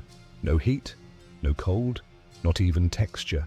When I withdrew my hand, a mark glowed, not ink, not ash, a handprint that looked burned into rock, still warm long after nerves should have given up. I woke and checked my palm. I found nothing to show anyone. I found the quiet, trying to remember how to be ordinary. So here is what I know and what I do not. I know a ridge that learned our names. Know a friend who walked down a tunnel that a map did not allow and did not come back along any line a compass would admire. I know another friend who tells the story less often now and drinks water slowly as if listening for a taste. I know too many words for dark. I know that I don't go into caves anymore. I do not know what calls through stone. I do not know if it eats or if eating is merely how we... When I turn the knob on a faucet and hear the thin metallic rush, I think of that wall. I picture symbols arranged like vertebrae, a spine for a creature that has chosen geology as its posture. I picture hands that do not belong to the living and may never have. I picture stretched leather where a face should go, not because skin is the point, but because the absence of a face absolves the need to lie with an expression, sometimes, not often, I feel. The stone felt warm behind the drywall. People ask where exactly the hole was. I say near a place with a nickname that has warned everyone adequately since long before my turn. Devil's Pocket Hollow. They laugh because a joke is a net. I do not laugh. The word entrance meant invitation that day, and I accepted without reading the terms. If you ever find a mouth under a bluff that exhales cold air colored like wet earth, if you ever feel the stone consult your bones before letting you pass, if letters you cannot place your tongue to arrange themselves into a prayer, turn around before the hillside decides you are fluent. I used to think the worst part was not knowing. Now I think the worst part is an answer too large to fit. The land is older than prayer. It has room for beliefs that do not include us. If you find yourself with your palm to a slab and your pulse pretending to belong to the bedrock, remember, some rooms are not rooms. They are mouths. Some mouths do not talk. They listen until you say the thing you did not know you were about to say. Then they open. Go if you must. If you decide that your curiosity is a rope you trust more than good sense, consider this a marker scratched at the tree line. Return the way you came. Or do not expect a way at all. And if, once outside, you taste metal where water should be, if an ache blooms where a wisdom tooth used to sit, if your home is suddenly full of hallways it didn't have in daylight, you will understand why I am careful with doors. You will understand why I sleep with lights, not for sight, but for argument. It was hungry, or if not hunger, then some cousin of hunger that wears patience as muscle and a kingdom as its throat. Either way, I will not volunteer to be counted again. Story number 8. The first thing I learned about our land was not where the property line ended, but where sound went to die. Voices flattened there, like chalk under rain. And my name felt thinner every time the wind moved through the trees. When the earth spoke my father's name, the house did not tremble. It listened. I had thought silence was empty. It is not. It has a spine and cold hands and a memory for footsteps. If you want to hear what the ground is thinking, kneel and put your ear to the soil. It will not sing, it will take. They say the woods behind Big Creek Swallow Sound. I used to repeat it as a charm, a sentence that made adults smirk and neighbors nod. The kind of local wisdom you frame and hang over a coat rack. We were new to the county, counting coins and luck, my father between jobs, my mother driving farther than any of us liked for a schedule that owned her, and me taking inventory of rooms that leaned at the corners like tired animals. The field behind the house lifted and fell in matted waves. A stone wall wandered through weeds with the drunken patience of an old boundary. Beyond it, the forest stood shoulder to shoulder, keeping its counsel. The house made its own arguments. It wasn't a joke for long. Jokes need an audience and a generous clock. The land offered neither. The porch listed, clapboards curled off like bark. Gutters wore a permanent brown seam. When the wind pressed its palm on the siding, the whole structure pushed back, stubborn as a mule in a narrow lane. We learned the temperature of ancestry. The house was old, built in the early 1900s. Age had settled into the wood, the way cold settles into bone. The corners breathed in slow drafts. The doors travelled a fraction before agreeing to latch. The windows kept a pale band of daylight at their edges, no matter how firm your grip. At night, the rooms performed their duty. Pipes gulped, radiators counted, stair treads eased. None of that troubled me. What troubled me lived under the grass. There was a cellar out back, not connected to the foundation, but set into the yard like a sealed mouth. A wooden door lay flat with a rusted latch that pretended to be sufficient. My father didn't like that cellar. He named practical dangers: snakes, mold, soft boards, but his hands betrayed the story. They hovered near his sides like small birds, unwilling to land. When he walked past the cellar, his gaze skimmed it the way a stone skims a pond, barely touching, refusing to sink. I was gathering plates one evening when the pressure changed. The air thickened, as if too many secrets had been told in a room that preferred facts. The sound came again, this time closer. It wasn't a clap or a break. It was an addition, a low presence that kept arriving until you noticed your body had started to answer it. My father looked at the ceiling, then the floor, then at me, triangulating an event that ignored lines and rules, where his fingers opened and closed as if he meant to catch something out of the air. He told me to control my routes once the sky went dark. Don't walk the woods after dark, not out here. He left the rest unsaid. I learned the discipline of small movements, light carried but not lit, steps that asked permission of the ground, breath that did not advertise itself. The trees at night formed a cathedral with no sermons, a nave of waiting, and inside, the house practiced listening. The house would shake at night, not a tantrum, a single, patient shiver that moved along the joists like a word passed hand to hand. On those nights, I kept my feet under the chair and counted the long distances between the tiny rattles of glass in the kitchen. The building was not afraid, it was attentive. Then came the noises outside. Scratching sounds came from the cellar door. I made them small with names, roots, brushing wood. A mouse testing its courage. Leaves turning over. Naming is a kind of fence. Fences work until something learns to walk around them. I added a second latch and told myself it was for weather. I wish I could say I found a reason. Instead, I found a gap. The latch lay smiling against the wood instead of through it, and the door leaned back just enough to show a darker dark beneath.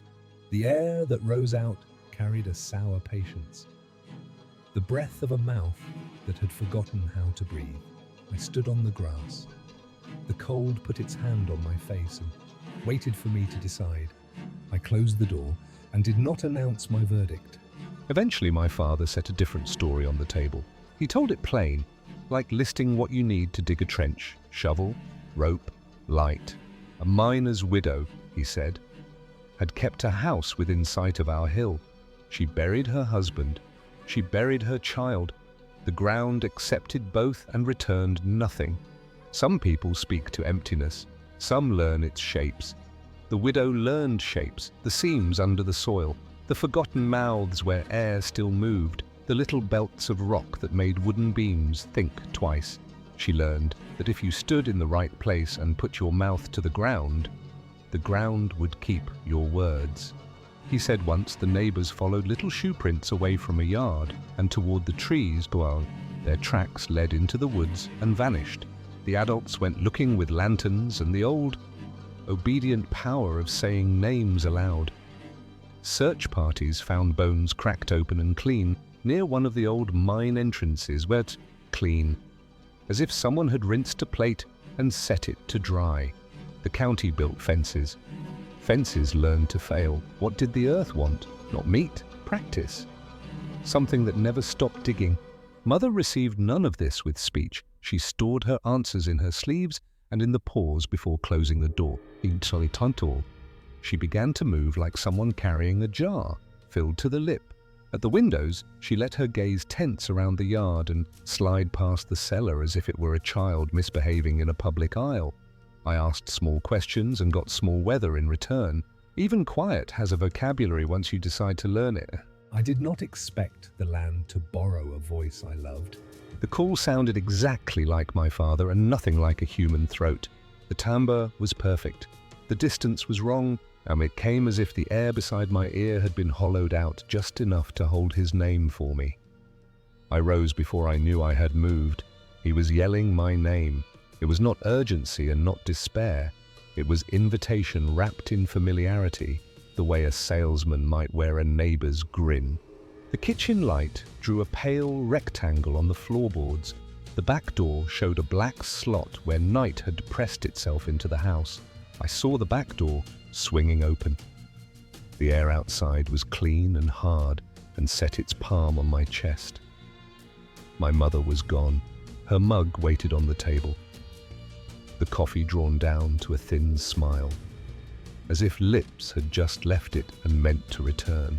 My feet found the yard, then the meadow seam, then the low stone that keeps you out of the mud. My body walked a path it had rehearsed without consulting me, a route drawn by boots that did not belong to me. I followed the sound of his voice into the trees, but the woods received me the way a mirror receives a face, flat, obedient, offering nothing of its own. It was all around me, calling, begging. That's what my ears insisted, and my mind insisted the tone was smile-shaped, but a line read from memory rather than feeling. Under the canopy, the beam of my light became a thin blade. Leaves showed their gloss, bark showed a tired shine. The hum of the field thinned to a layered hush. A path to the left offered thorn and vine. A path ahead dipped between two leaning trunks like a mouth ready to speak. I moved forward, feeling the grade sink by degrees, as if the soil had learned a polite bow for my approach. The beam of my flashlight caught something on the ground ahead, an impression at the path's lip, deeper than weight alone should press, each toe long and clean, each edge decided. There was no mess, no thrown rim of mud, only presence. A second print waited a stride away in the litter. Lighter, as if someone had set it down for me to notice. My breath made its own weather. I made myself small inside my ribs. I dropped the light and ran. The ground did not fight me. It accepted my speed and shortened the distance to the door with a courtesy that felt like appetite. I crossed the yard, closed the door, and set the lock with ceremonial care. The house drew itself around me, as if the walls were shoulders and I were a child under a coat. She didn't ask what happened, didn't speak to me for hours. The clock kept its private circle. When I asked where my father was, she said nothing. She looked through me toward the back of the house. If a person can become a landmark, she had done it. I washed my hands as if I had been handling soil and invitation. I tried to sleep and failed. Sleep requires surrender. I was in no mood to surrender. I lay with my hands over my chest and counted the places the house still carried warmth. A draft raised the hair on my arm somewhere below the floor.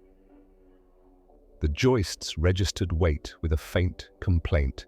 That was when I understood I had been listening to the wrong surface. The thing I feared did not live under a door, it lived under my name. In daylight, land looks reasonable.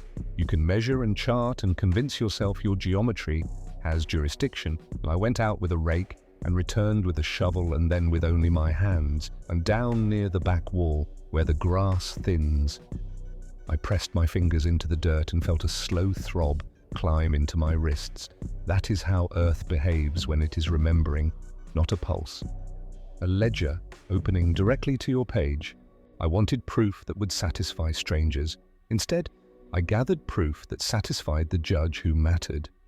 In the soft patch by the well, my fingers found nails bent into delicate hooks, buttons smoothed to river pebbles, a glass marble cloudy as an old eye. None of it frightened me. What frightened me was the way each item lay exactly at the end of my reach, as if the ground had measured my arm while I slept and staged a small lesson. Mother carried a chair outside and set it between the house and the cellar. She sat there like a guard, keeping two old enemies from speaking. Her face wore the blunt calm of someone doing arithmetic with consequences. Her hands rested on her knees like tired birds. We kept that posture until language excused itself from the room. I returned to the cellar door with a length of chain and 2 fresh hasps. The wood accepted the screws with weary resignation. The latch bit down and held. It made no word I could recognize, and had only a vibration in my palm that said matter had made a brief agreement with matter. I waited for the idea of safety to become true. It didn't. Safety, I learned, is performance. The ground is endlessly patient with actors. Night descended like a lid. I set the flashlight on the table and sat across from it. I wanted to call my father and speak an ordinary sentence into the world, something about groceries or filters or nothing at all, just to tie him to us. I did not call. The phone showed me my own face, tired eyes rehearsing a story no one had asked to hear. I set it down with care. The way you set down a hot pan someone else has already burned on your behalf. I do not know what lives below our hill. Know what it does.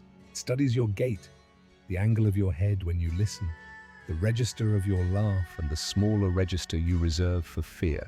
It waits until the most familiar voice in your life can be drawn as easily as a circle. When it arrives, your body decides before your mind can object.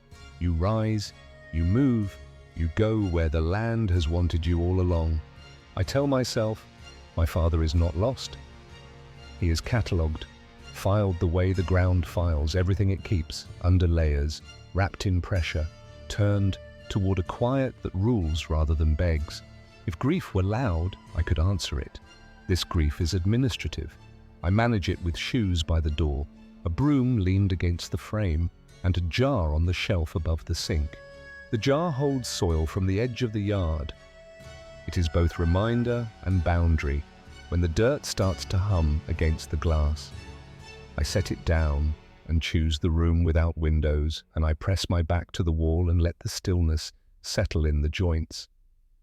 Out of respect. I do not speak the names of the places I have lived since, out of love. I do not answer numbers that pretend to be his, out of fear. I tend certain truths like bees, moving slowly, giving them room, accepting the sting when I fail. People prefer haunted houses. The house can be sold, foundations can be lifted. But the land, what do you do with land that has learned a voice? You can fence it, seed it, pave it, bless it. It will continue its education without you.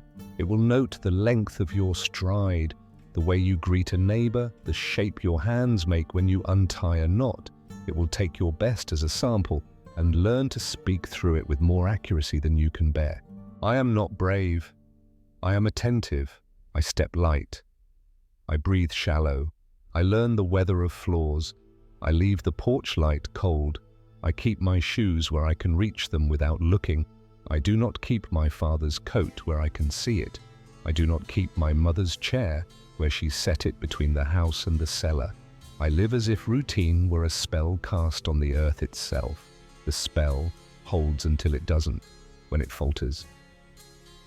I tell myself this: the ground is patient. I can be patient longer. I haven't been back. That's what I say when people ask about the old place. It sounds like a declaration. It is a compromise. In my head, I return each night to a patch of grass where the soil remembers me. I stand there in thought and feel my name thin to a thread, and I let the silence thicken until it begins to count. I picture a door beneath a door and a room beneath a room, and the ledger opening to a page I wish I had never signed. And I am quiet. I am very, very quiet. Story number 9. I was given one rule: don't move the stones. I moved one. The circle did not break. It counted me. My lens kept catching arrangements that refused to stay the same. A breath through grit spelled a sentence. You touched what was not yours. Fieldstone walls hum against my teeth, and I answer without words. I did not go hunting miracles. I went after absence. I told the man at the little crossroads store that I was drifting the backland for abandoned lines on the map, paying my bills with slow contracts and losing the rest of my hours to dead places. He looked at me the way old timber looks at lightning, without surprise, only memory, and set the rule down like a boundary stake. Don't move the stones. It sounded less like advice and more like the kind of account-keeping the hills do when no one is listening. I agreed with the kind of nod you give to end a conversation, then took the gravel lane until it frayed into a path, and the path forgot it had ever been a road. The knuckle of brushy knob lifted out of the low country the way bone rises under a bruise, pale and certain, and somewhere off the worn spine of the Appalachian Trail, the land softened into folds, then into hollows where cedar drank from rock and left the air tasting green. I told myself I was only what I had always been, a part-time photographer with a taxidermist's patience, hungry for forgotten places, ghost towns, abandoned shacks, old railroad tracks curling into the trees, but that sentence felt thinner with every step, as if it could not carry its own weight. I set my pack down where the ridge shouldered the next hill. The timber here had age I could feel more than see, a hush built into its fibers. Trunks rose like ribs and wore a fur of moss and black lichen, slick and cold. There were no animal sounds, no birds, no bugs, only a braided current of air. Wind weaving from one flank of the hills to the other, as though the ridges traded messages. A shallow opening stitched itself between laurel and beech, and in that opening lay the thing I should have left alone. A circle, measured not with tape, but with intention. No wider than 10 feet and cut into the forest floor with patience, eh? The upright stone at the center should not have stood. It was the kind of dark that swallows moonlight. A chord shade. Dark, almost black and humming. A note you don't hear so much as you feel in enamel and bone. Around it. 14 stones kept their evenly spaced appointment, each the size of a kneecap, spaced evenly with the care of a surveyor. I walked their perimeter as if the arrangement could be solved, as if solution were the purpose of noticing. The camera came out because habit always wins before sense. One of the smaller teeth of rock leaned inward, leaning too far inward. And that bothered the part of me that needs level lines and square corners. I framed the ring, took a breath, and nudged it gently, a corrective tap. The kind of fidget you forget in the time it takes to blink. The frame clicked. The lens drank. I lowered the body. and felt a draft that had not existed a breath before. By the time my hands understood something had shifted, the shadows had moved. The air felt heavier, like weather dragging a chain. I looked down. The stone I had adjusted stood obedient at attention. The one beside it had split, cracked down the center, as if a hairline flaw had just remembered it was meant to be a wound. I told myself it was frost, old stress, a quiet failure finally choosing its hour. That made sense for exactly as long as it took the forest to answer me. Pressure slid between the trees like a thin blade and then thickened into shape. It spoke without throat or lip. A sentence made of grit and patience. Breath being pushed through teeth until it took form. You touched what was not yours. I turned because the body always turns, and saw only bark, rot, and the tall dark between trunks. The statement circled once more, completing its work. You were warned, and now you are marked. The nouns felt older than I was. The land did not offer thunder or movement, only arrangement. And I understood suddenly that arrangement is a kind of law. There are trails that try to be found and trails that try to forget you. The one I had walked in on changed its mind about me. Ferns I did not step over on the way up presented themselves like a closed hand. Stones I did not pass stood in new disagreements. The place where my camp wasn't where I left it made that failure into a proclamation. I chose a direction, and the trees edited that choice. I tried another and was corrected again. Refusing to panic is an occupation, not a moment. I picked the downhill leg of my own compass and pushed through briars and branches until the woods articulated a clean line. The gully was dry and convincing, a dry creek bed pointing like a sentence toward proof, so I took it. Downhill, waiting for the relief that comes when a thing becomes ordinary again. The forest gave me no such relief. It wore quiet as if silence were a climate.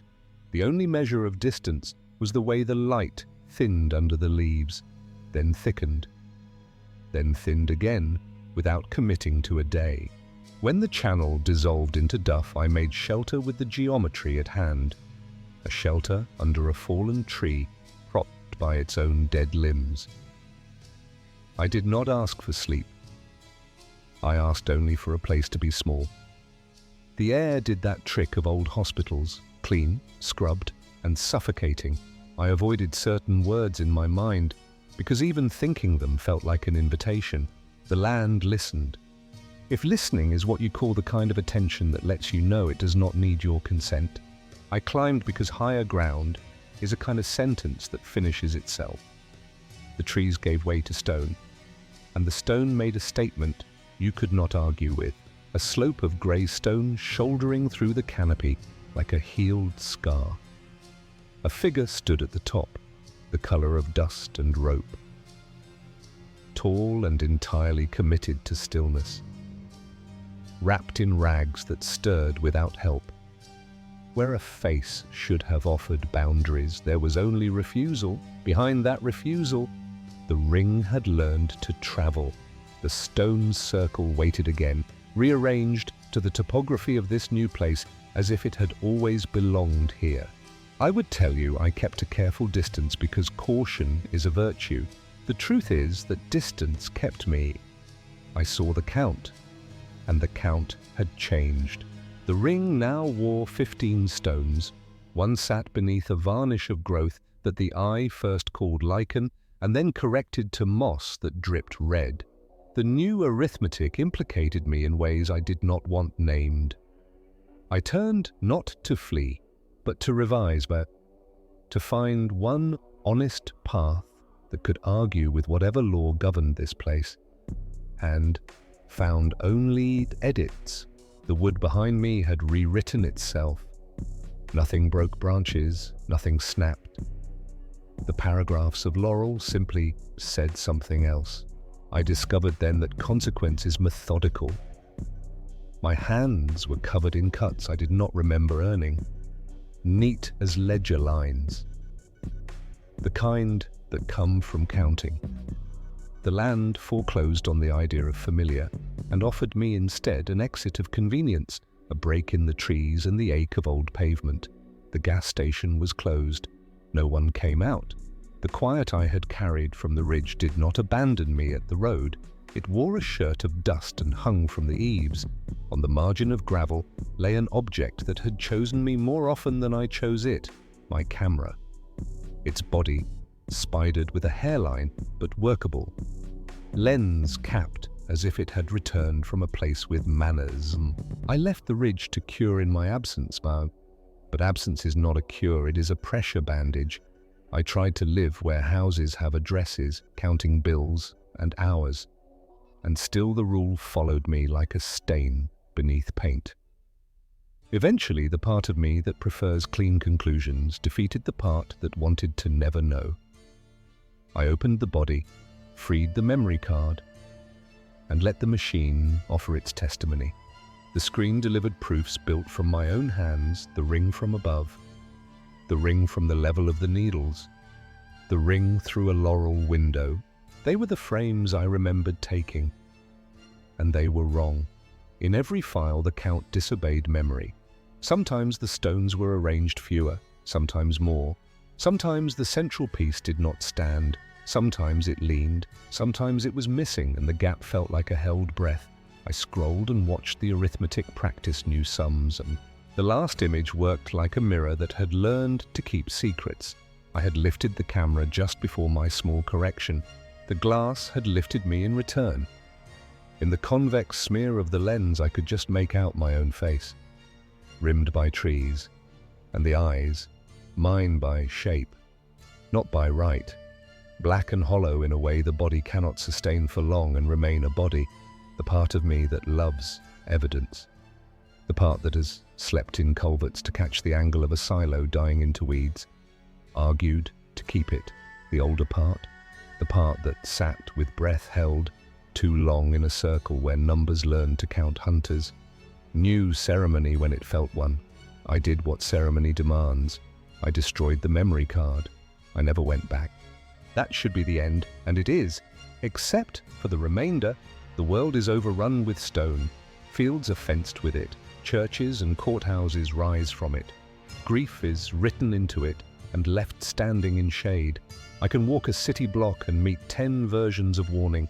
A low wall in a far pasture, a churchyard full of ribs, a marker along a forgotten road. Any of them can hum their little verdict. I carry it where it can do the least harm, behind the molars, a humming deep in my jaw that is not pain and not music and not ever quiet. When it wakes, I do what you do when you stand at a cliff. I count backward from a number higher than I can hold. The law of that place is patient. It waits. It adds. And one day, when the sum is complete, I will stop being counted among the living, and the circle will discover once more that every rule I was given becomes true the moment I test it. Story number 10. A ridge is not a map, it is a ledger, and every missing name is an unpaid debt. I went up for Jacob because nobody else could carry the weight of him anymore. The town said, turn back. The trail said, keep going. The rock said nothing at all. When the forest closed around me, it felt like entering a room where every chair remembered the last person who sat there. I told myself I'd return before dark. The mountain did not answer, but the silence had a posture. I grew up under slopes that shaped how people walked, spoke, worked, and disappeared. Jacob learned the bends of those ridges the way other kids learned cursive. He was the sort who laughed at locked gates and dared the old stories to prove him wrong. The last time we spoke, he had that bright, notched look in his eyes, the one he got when a dare turned into a calling. I loaded a pack with what I could carry and set out before anyone could ask where I was headed. The air was thick with humidity and the smell of pine and damp earth. The trail was overgrown, nearly swallowed by vines and moss, past the old tipple and the slag. The path grew faint, Vines tugged at my calves. Ferns brushed damp against my shins. A hawk turned slow circles over the tree line and then rode a draft toward the ridge like a scrap of paper caught by wind. Above me, the escarpment rose like the hull of a ship grounded in the green, and the entrance to the mine waited where shadow gathered even at noon. They say the mountains remember, but I never believed it. Even before I reached the timbers, the weather hushed itself. The birds stopped singing. The wind died. I could make out my own breath collecting inside the thought of my body. The ground felt springy, not just damp, but unsettled, as if something underneath had rolled over recently and left the soil to settle again. I told the mountain I was not here to steal, not here to feed a legend. I was here to trade my fear for my brother. My mouth was dry and a taste like pennies ghosted the back of my tongue. At the threshold, the slope swallowed sound and light the way a deep pond takes stones. I set my pack down, knelt, and steadied my hands. He never came back. The search parties found nothing. No footprints, no belongings, no sign he had even been there. Only a broken lantern found near the mouth of the main tunnel. That lantern sat where the rock met the roots. As if it had grown there, I cupped the metal. Heat still lived in it. Impossible. And yet, I put it in my pack and stepped inside. I stepped inside the mine. The air was cold, heavy, and smelled of earth and rust.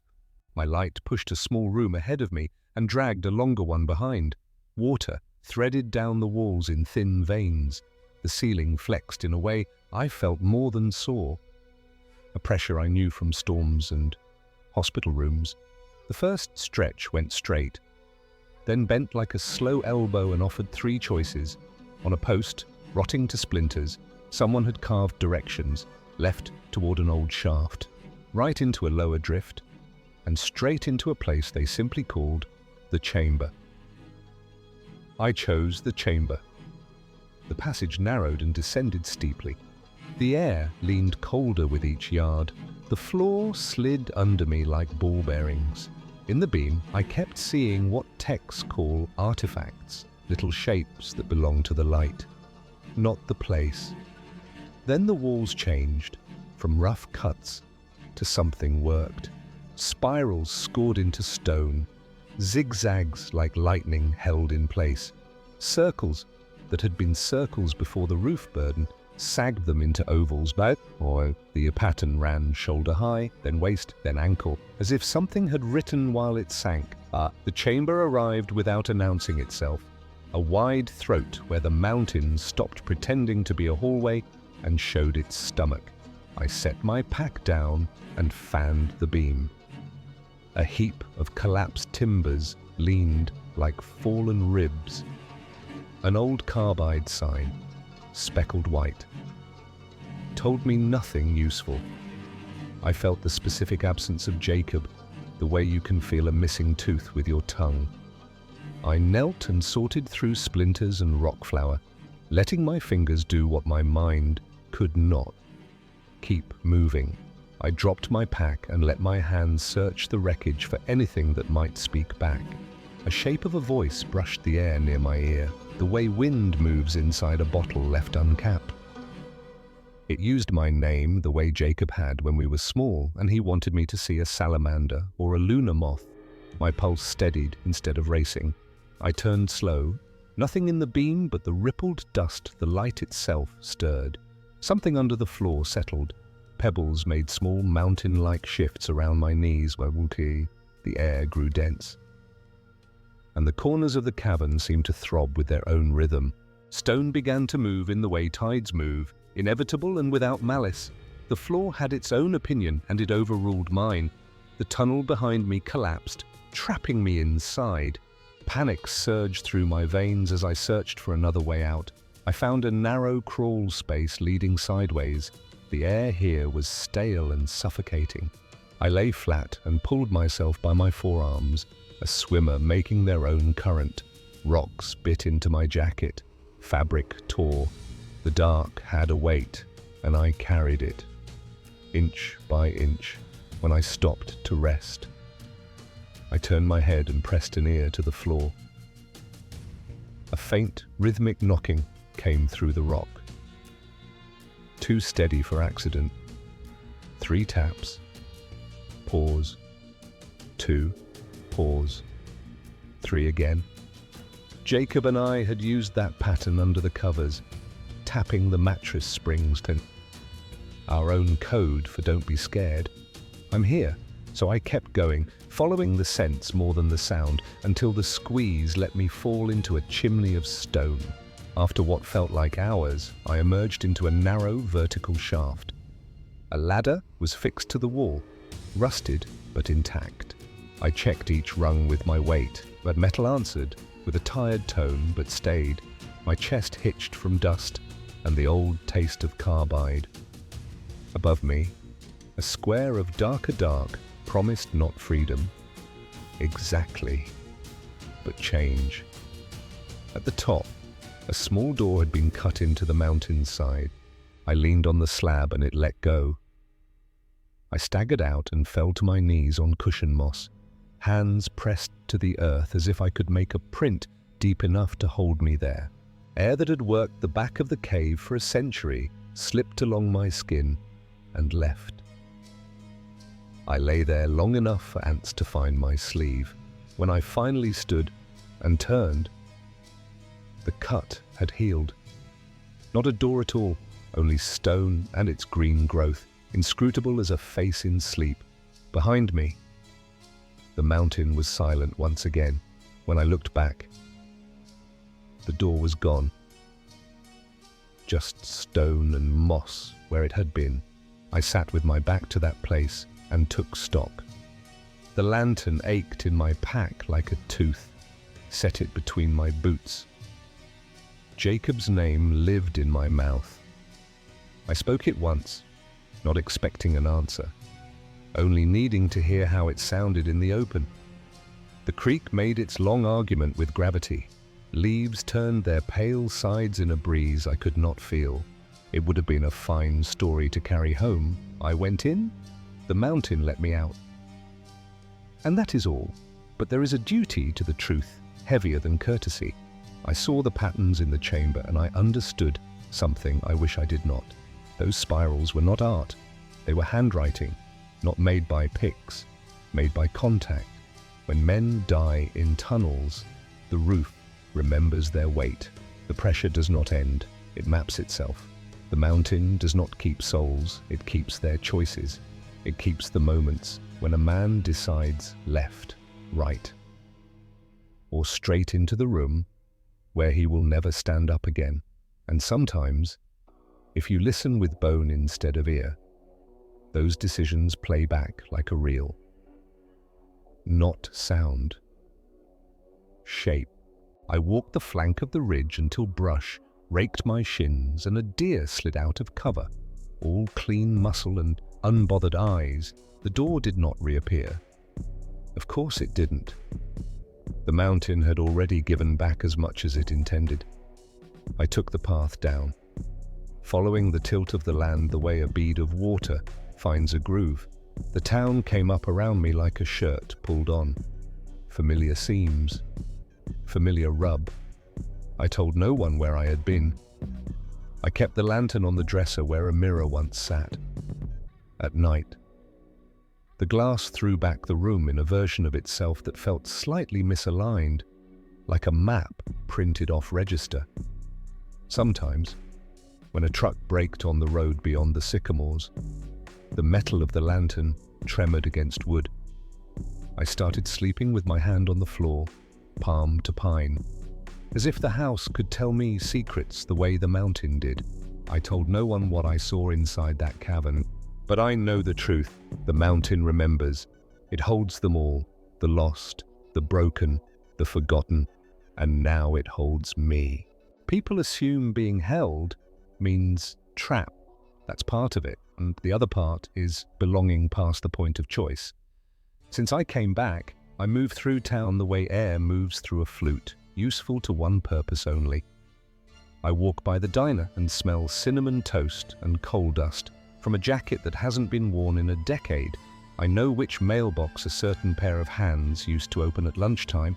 In the grocery store, I can choose the only cart whose wheel won't wobble and the only aisle where the light throws exactly the kind of shadow that used to land across Jacob's grin.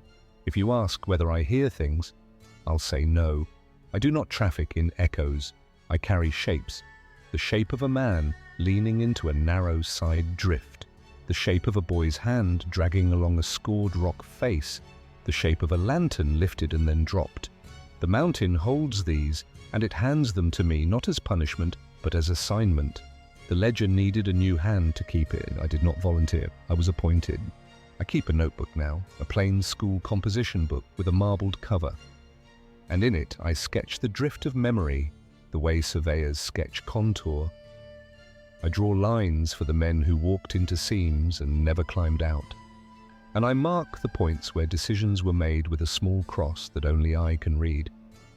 On Sundays I walk the cemetery and copy names that are fading, not for grief exactly, but for reference. As if accuracy might one day return someone by itself, book stays by the lantern. When I open it, I feel calm the way a mechanic feels calm, with both hands in an engine. If I am lucky, the mountain will let me finish the ledger before it asks for anything else. If I am not, it will turn a page for me. Either way, I understand my job. I carry what was chosen, and I keep it in order.